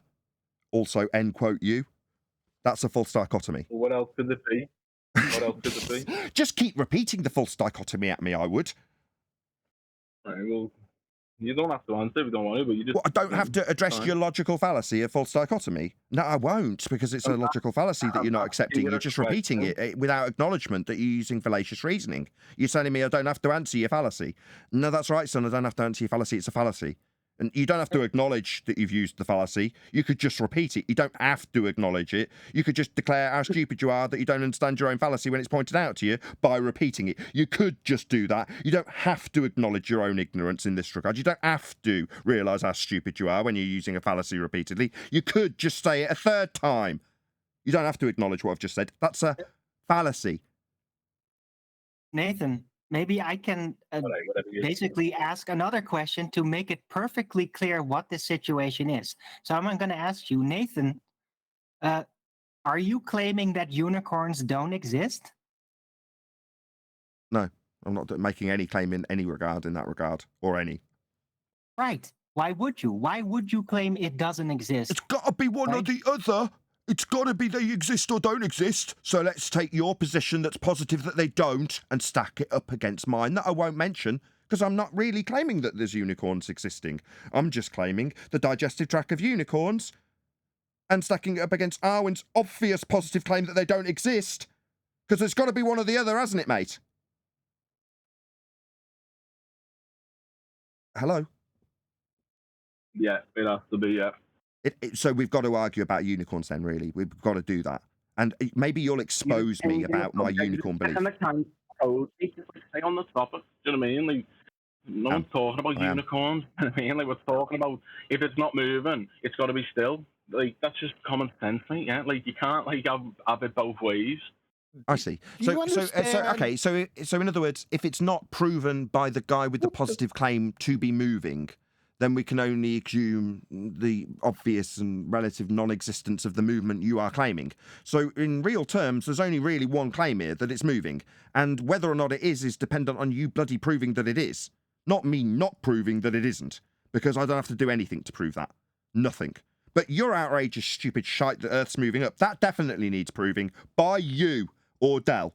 You ain't doing that, though. That's not what we're doing here. You're telling us how we've got to prove non-existence, and it's got to be one or the other false dichotomy by burden of proof reversal fallacy. So we've got a stack of fallacies, 3 in total so far. This ain't proving Earth moves up. That's the outrageous claim that's on the table from you or Dell. Yeah, but there's no proof it's stationary either. It's the non-existent movement that you're claiming. There's no proof of the non-existence of your automatically in assumption movement. There's no proof of the non-movement you're automatically assuming. My God, man. You're having me on. Right, how are you going to prove something isn't happening? How do you prove that? Right. How do you prove something isn't happening? He's just told you. How many didn't understand your last example? You explained it with unicorns. He told you not to talk about unicorns and change the subject. Excuse me, my friend. You clearly prove that there's no unicorns. You state that there aren't unicorns. So you better damn well get to proving that there aren't unicorns. Prove the non-existent unicorns, because that's your positive claim, that there aren't any unicorns. Get on with claiming it. I'm going to expose you, Jimmy, for your positive claim of non-unicorns. Do you understand now, or do we need to go through it, Arwin's example, for a third time? Or are you going to tell us that we should stay on topic when this is absolutely on topic?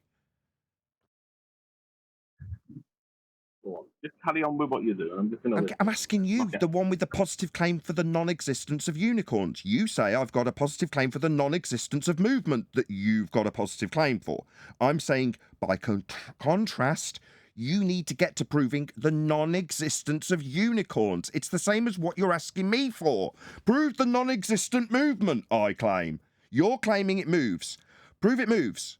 Don't tell me I've got a positive claim of the non-existence of your positive claim. No. Just get to proving it moves. That's your claim that you need to be proving. Isn't it clear? All right, mate. Yeah. Got you. Okay, off you go. The point is, mate, is like if the Earth is stationary, you're the one that has to, when you let go of an object, you're the one that's saying it accelerates to the Earth. There's no displacement of gas and liquid. When did I say that? When did I say that? When did I say those words? When did they come out of my mouth? Because it seems like you're, again, for the 4th time, telling me what I say. Do you want to tell me in a quote? So Nathan says, quote, these words, end quote, and then you can attack the words I've said because you're quoting me as saying them, as opposed to fucking making it up for the 4th fucking time, like a cunt liar like Dell. I haven't said that. It's a position you've decided you're going to tell me I take. Don't do it for a 5th time. I'll really lose my fucking temper with you. Right? No. I do not make any claim about this whatsoever. If you think I do, you better get a quote and quote me as saying it. And then we'll address the context of the quote first before you attack it as a straw man. Okay? Why are you laughing? Why aren't you getting to proving Earth moves up? I was like, yeah, we're ready. So prove Earth moves up. Let's go. Let's do this. Prove it. I didn't say Earth was moving up. Yeah, well, why the hell are you having this conversation then? Yeah, well, you were telling us about how we should be getting to proving things and we should be having discussions that get to proving things. Well, there's an outrageous claim outstanding that Earth moves up. So you understand implicitly, like us, that it absolutely doesn't and is an absolutely outrageous claim. Then you appreciate, as we do, that Dell's stupid shit is just nonsense. You know that like we know that. No, don't. Well, you better get to proving it's moving then.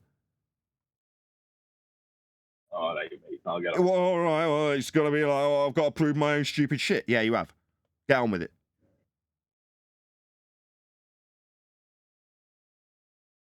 Yeah, we're here in the position now where we're not defending our nonsense that you say we say, like Dell has trained you to do like a good monkey. Yeah, we're not going to fall for that nonsense that Dell's trained you to do. What we will do is tie down what you are claiming. The Earth moves. Now, you want to juxtapose that with our non-positive claim that it doesn't, and say that you haven't got a claim. Either you've got a claim, and you better get to proving it, or get lost. All right, mate, I'll get lost. Good. Earth's not moving up. You've got nothing to prove that it is. This nonsensical assertion that it is has come from a man named Dell on behalf of the Flat Earth Society. It's not a new rhetoric. It's old garbage from a nonsensical drunken Scotsman who likes ranting and swearing and telling people they'll expose them rather than proving his outrageous nonsense that Earth moves up. That's what it is. An unproven positive claim stacked up in false dichotomy against a claim we're not making of the non-existent movement that he hasn't proven, and neither of you. And when it comes to you actually proving it, it's, go on then, prove it. Nah, I'm not actually saying it. And Dell's not saying it. Yeah, he is. He's saying Earth moves up. It's stupid. He says it when you had him on. He did finally say that's right. I asked him, I know what he's saying. I clarified with him. We spent a god-awful amount of time trying to clarify it with him because he didn't even want to say it, like this guy's denying it. Nobody who actually claims Earth moves up wants to say that stupid shit out loud. Why would you? It's absurd. Much better to argue about how the other person's wrong about it being stationary. Right? Yeah, dickheads, get on with it. You're all idiots. Prove it's moving. Like, make you wonder why they don't want to claim it? Because it's stupid. Claim, you come in bold with your claim and slap it down on the table. Instead, they try to go around everything and try to find out other people's claims. State your claim and back it. Yeah, Earth. Well, it's interesting. Absolutely. I think that's as good as Earth moving up evidence as he's going to give us. Transform and roll out. Anyway, we prove Earth's measured flat, navigated flat, built on, surveyed, flat, obviously, observably, flat. We can demonstrate all those things. Yeah, that's it. It's really easy. What's that? Earth's moving up. Well, you've got to claim it isn't. What? Have I? No, I don't claim the non-existence of your movement that you're not proving. Just get on with proving it. Force that accelerates objects towards it. All right, what's that? And that proves Earth moves up, does it? Proves density. That's what it proves. Sorry, why are we arguing against that, Arwin? Does that prove Earth moves up? It proves that the object's not accelerating towards the ground. What, an object that you drop and accelerates towards the ground, it proves that it's not accelerating towards the ground? That sounds really stupid. It is accelerating towards the ground. But who gives a shit? Are you aware of Who gives a shit? Is it proving Earth moves up or not?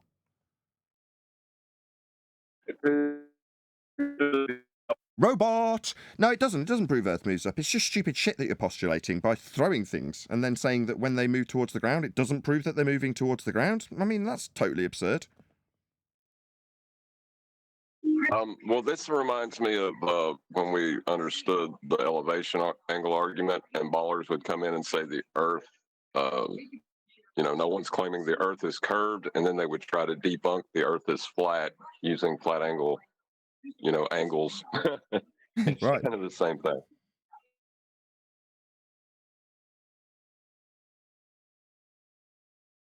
When are we going to get the Earth moving up proof? That's what I'm interested in. You're not. Well, I heard something about it accelerating towards the ground like clouds. Clouds don't accelerate towards the ground. Hold on, he's got something for this. He's got something in his arsenal. He's got something lined up. What's that? RJC? Yep.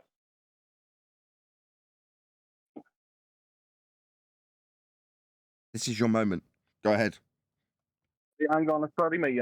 I'm driving home at the minute. I'm a bit. Really? Well, we'll just absolutely demolish Dell's stupid shit come from the Flat Earth Society that you were here to peddle and could have made a conclusion that proved Earth's flat with your example of things moving to the ground by way of an example that you said I said when I didn't. Meanwhile, we'll have the conclusion that things aren't. When you look at the clouds, they're not moving towards the Earth, proving Earth moves up. Because Earth isn't moving up. It's just stupid nonsense. You know, we've only got to look at the clouds to demolish that utter nonsense. You know what Dal said when I pointed that out to him? You know what he said? Do you know what he said? Do you know what your guru said? He said, never mind about the clouds. That's what he said. No, the cloud. Yeah, he said, never mind about the clouds. I got a recording on it. Don't say no when I quote Dal verbatim. Yes. Never mind about the clouds. That's what Dal said. End quote, Dal, the idiot punting Flat Earth Society shit to mess up the Flat Earth from within. That's what he said. Never mind the clouds. End quote, Dal. Yeah, but he demonstrated tinfoil floating on sulfur hexafluoride. Just a moron. Dal's stupid. Like, really thick. If you follow him, it's just a testament to how stupid you are that you haven't spotted how thick he is. Like, how idiotic the stuff he spouts is. Yeah? Never mind the clouds. Really? Are you as stupid as that man? Really? No one's saying, I'm not saying, I don't know what he's saying. He said, never mind the clouds. When I point out that stuff ain't falling to the ground, some stuff goes up. Dal's response, fifth time I've repeated it to you verbatim in quote marks, never mind the clouds, end quote. Dal, the Dumbo that you think is a guru you should follow? I mean, the guy's really stupid. I'm just quizzing how stupid you are based on the fact you follow him and think he's somehow some guru to be admired. I listen to everyone, mate. I listen to everyone. I don't not listen. But why Dal? He's really stupid. He says the Earth moves up. I mean, it's utterly absurd, and I'm intrigued about why you'd follow Dal. He's really thick. Nah, Dal's stupid, idiotic. Stupid. He is thick. daft. Like daft, yeah, good word, daft. Saying Earth moves up after throwing bottles around and stuff, that's really stupid. Dal just goes, Dal just follows the practicality. Okay. What, the practicality of demonstrating how Earth moves up? No, he definitely doesn't follow the practicality of demonstrating his outrageous claim that he makes. He just makes it and then tells people he's going to expose them for proving non-existence, because he says that their non-existence claim is a positive claim that they need to be defending, and he's going to expose their nonsense in regards to the non-existence they are told that they're claiming by him. I mean, we exposed his really, really stupid argumentation style here live for an audience. I mean, maybe you didn't watch. Go check it out. Well, Nathan, he made a demonstration, though. That's what they want to talk about. The demonstration that he made and threw out a window, and now he claims that the Earth is rising up. These are the practical things he wants to chat about. I see. I boil a kettle, and when the vapours go up, I say Earth's dropping. It's equally as absurd. Right. Yeah, Neil, I want to know, how does that tinfoil boat floating on sulfur hexafluoride, how does that prove the Earth is moving up? Doesn't. Well, he did that, and he did that and started saying, Nathan, clouds, oh, look. Oh, so you just had a spastic fit. Okay. Yes. All right. Makes sense. I'm just intrigued why people would be still, like, having seen his stupid nonsense laid bare here and various other places, why you'd still be following him and cheering for him. It just, I don't know, man. It's pretty sad. Because they think he's doing practical things, Nathan. That's what he pushes on them. It is easier to fool people than they've been fooled. Your internet's horrible today, John. It's because you explain the fallacy to him 5 or 6 times and he's yet to understand it. So maybe if you try another 5 or 6 times, might get a bit closer. No, he mocks us for bringing out the fallacies.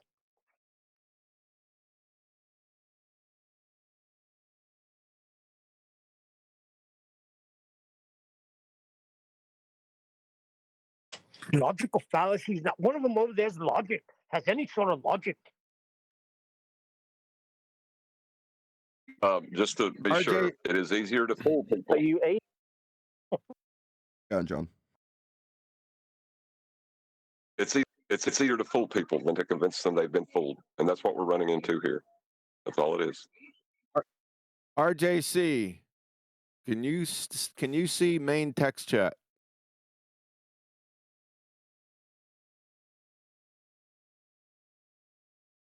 Yeah, I'll pull it up now, mate. One sec. Okay. I'll put it at the bottom for you. I'm not trying to argue with anyone, by the way. You know, I'm just interested in the topic. That's all. And it's like, there's a lot of information just to. Okay. Hey, Fair enough. So main text chat at 50 minutes after the hour. It's at the bottom, close to the bottom. Yeah. It says logical fallacy proving non-existence. Can you read that description? What was the time again? Sorry, me. It's 50 after the hour. It's under quantum eraser. It's under point A. It's highlighted. Logical fallacy proving non-existence. Can you read that for everyone, please? I'm driving, mate, and I can't really be reading stuff out to you. Okay, I'll go ahead and read it. Logical fallacy proving non-existence. Description: demanding that one proves the non-existence of something in place of providing adequate evidence for the existence of that something. Okay.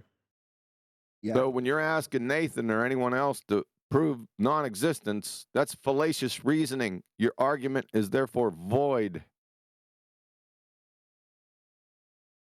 Deceptive. Yeah, but it's only be one or the other, mate. You know what I mean? Like it's either moving or it's not. Like it's one or the other. You're still not. I just read it to you. What you're saying, like, yeah, there's a description of something which, if you say it, it's not correct, whatever. I'm not asked, like, it's either moving or it's not. It's simple. It's moving This or it's is not. really simple. You're about to piss me right the fuck off. All right, mate. Are you fucking stupid or something? I just read it to you. Dell fan. That's what I tried to cover with him. I'm like, look, this is a testament to how stupid you are. You're following Dell. It's rubbing off. Follow everyone, mate. Follow everyone. Okay. Fucking. Surely can't be true, but yes. Anyway.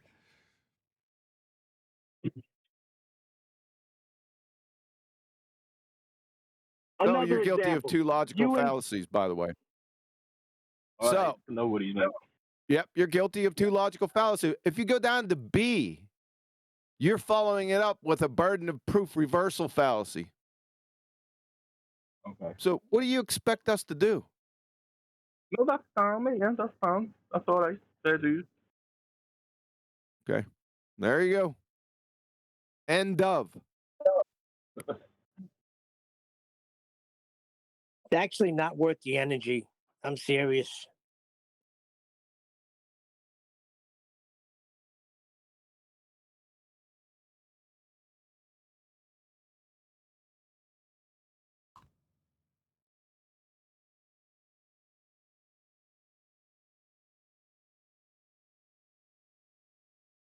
Unicorns exist. No, they don't. Then prove to me they don't.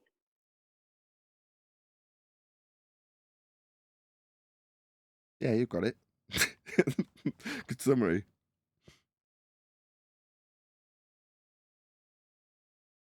Yeah, if I create a word, we can call it uniformity, and that is the non-existence of unicorn, then I could say, prove uniformity to me. You better, or I'm going to expose you. I'm going to expose your nonsense. You haven't proved the non-existence. He's got a practical demonstration. He has put a contraption together. He has tossed it out the window, and it does show that relative density disequilibrium does not hold.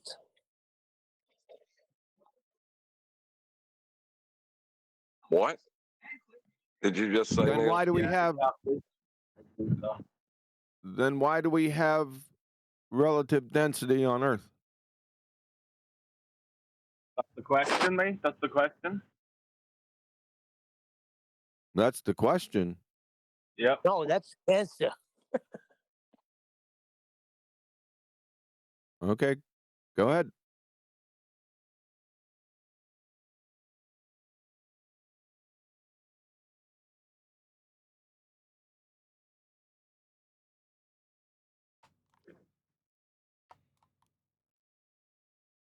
I love it.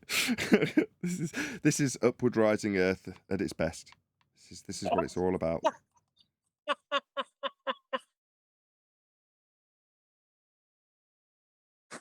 Guys, he freaking pulled the wool over your eyes with that bottle. What's wrong with you? Nathan is pleading with you. Achilles pleading with you, showing you that you're in fallacy. Come on. If I throw something to the side, like to the left of me, does that mean the Earth's spinning?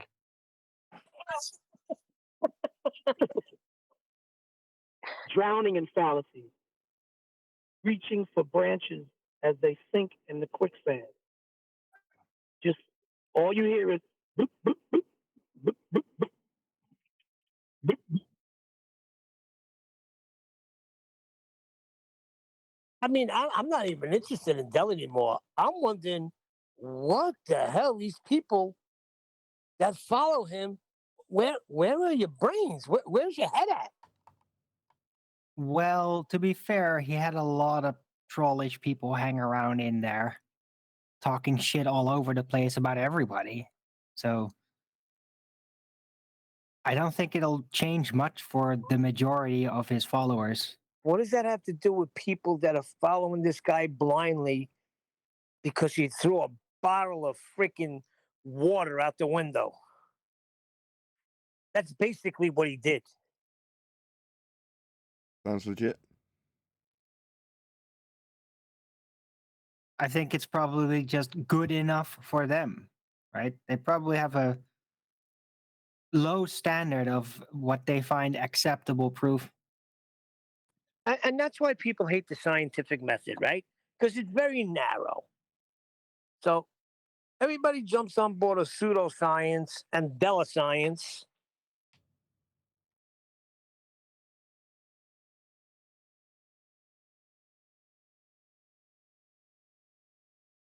Right. So that explains why his followers are still there. Because they don't care. Well, they're looking for answers. They don't care if the answers are right, is what I took from that. Yeah.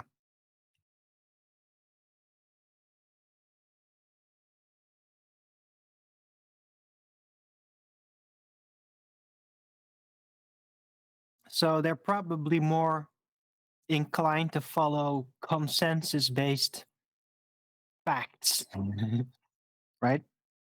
And they're just like, oh, this is what's being said, but and he's kind of prominent, and so we'll just go with that until it stops somehow. They're just going along for the ride. Then why leave the globe?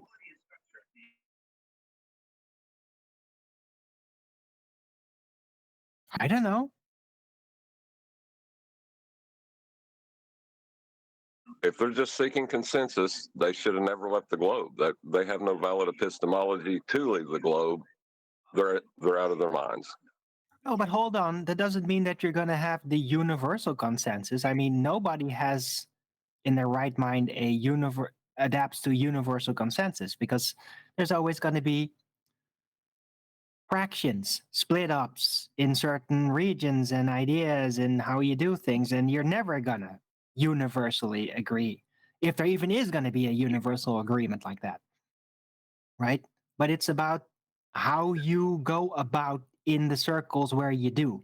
Are you more susceptible to picking up on argumentations and building your own eclectic view with them, like I do my best to? Or are you going to go, oh, wait, this seems to be the opinion all around. Okay, you're basically a social democrat, right? Within your socializing, you're going about, and this seems to be, oh, everybody seems to think that that is it. I'm going to go with that. Right? Very different from how we approach things here. Right, but if everybody seems to think this is that, then I'll just do that. You would have never become a flat earther. Well, you would if you thought that ball earth stuff just sucks too much, right? I mean, look at what's tied in with the ball now. Climate change, all these crazy stuff, LGBT stuff. Like, there's more reasons to go away from globe mainstream than just it not being a globe. Yeah, maybe.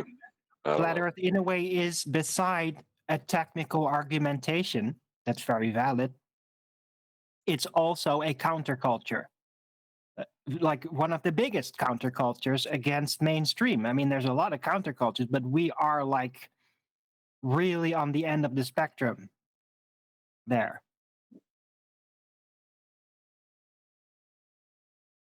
So people might choose Flat Earth too because they're just so fed up with society, and they're like, I'm gonna go with Flat Earth because I freaking can't stand you guys anymore. Or, some numpty walks into the epistemological basement of reality, and it just so happens is where we have our debates, and they don't get it. Well, yeah, that's on top of it, of course. I mean, that's just compounding the same issues.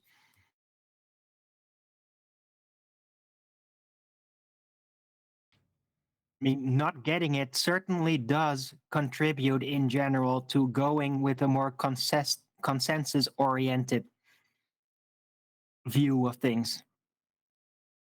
Right? The more you get, the less you are in need of that consensus to orient.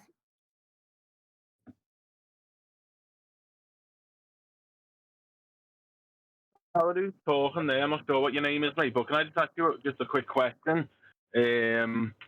Can objects move by themselves? Cuckoo. Yeah. Yeah, no, a pebble can roll off a hill suddenly. Yeah. Air moves freely and randomly in all directions all the time. Yeah, there's gas. It moves in all directions, indeed. Can you define object? Any other questions? A can of beans. A can of beans can fall off the shelf of a Walmart aisle and crack you in the head. That don't mean it's because Earth's rising.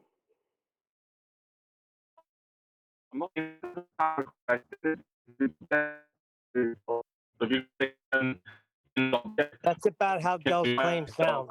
Yeah, roboting. Transform and roll out.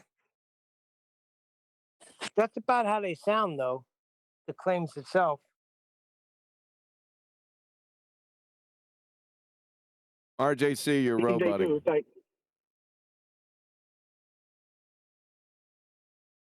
Probably because you're driving. Come back in again when you're. Come back in when you're not driving.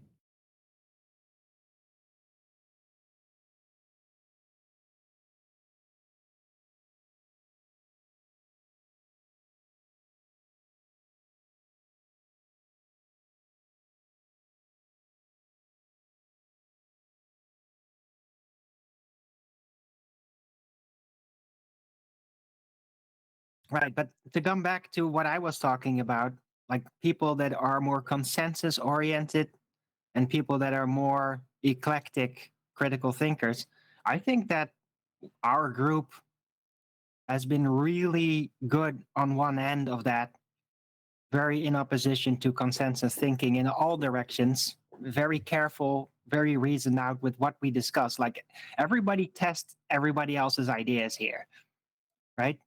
To the detail, and we get on our nerves at times because of that, but we still do it, and we all accept that we do that. And I think that because of that attitude and what we do on the live shows and on the recordings, I think we've gathered like as a really substantial amount of people that are naturally self-reliant, eclectic, critical thinkers. I think that that factor is like the real thing that is making us special, because we get together that like we're special. It's like a mage guild, but we don't really officially know it. It's just that's all these critical thinkers just we come together here, we find each other, and even people in the chat find each other because they orient to this. Well, that's when I first heard it, I was freaking blown away.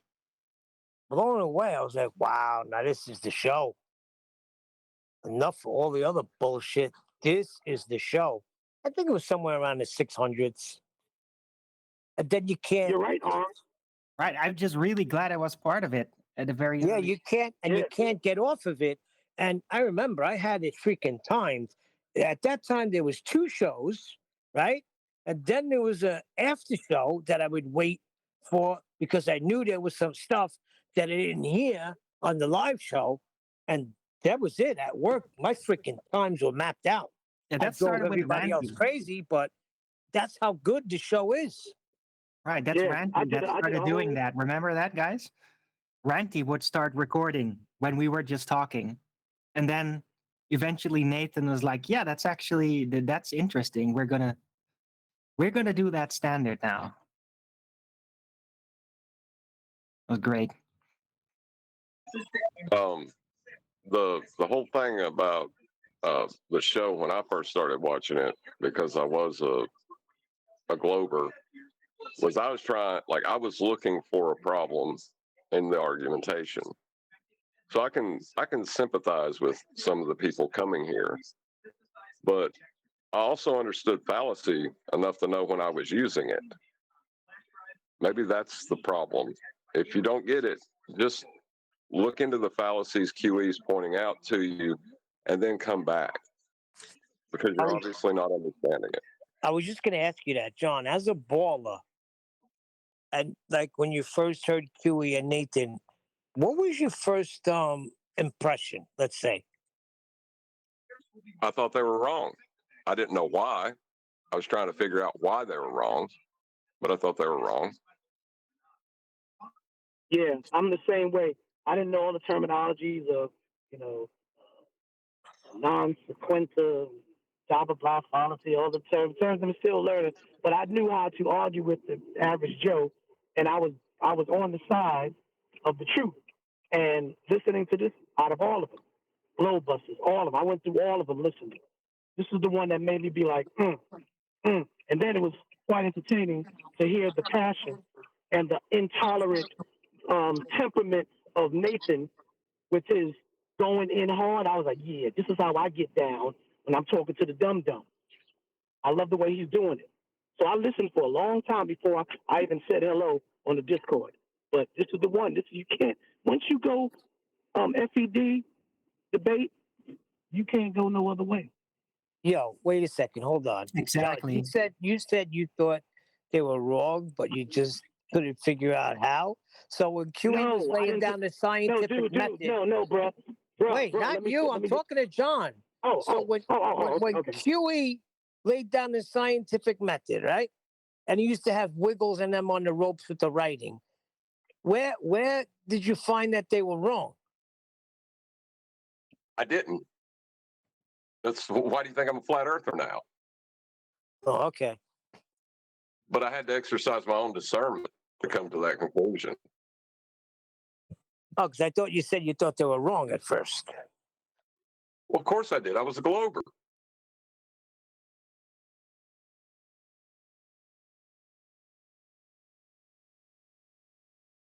So as a Glober, no matter how right a flat earther is, they're wrong.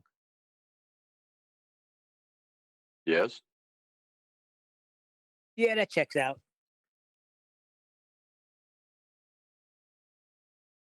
Okay. With that, I'm going to say another huge, massive, enormous thank you to both Discord and G Plus panels for making today's after show possible. And of course, a massive thank you to all of you in either Nathan Oakley 1980 or Nathan Oakley premiering streams, hopefully smashing the super chat, liking, commenting, sharing, subscribing, joining as a Nathan Oakley 1980 channel member, and all that good stuff.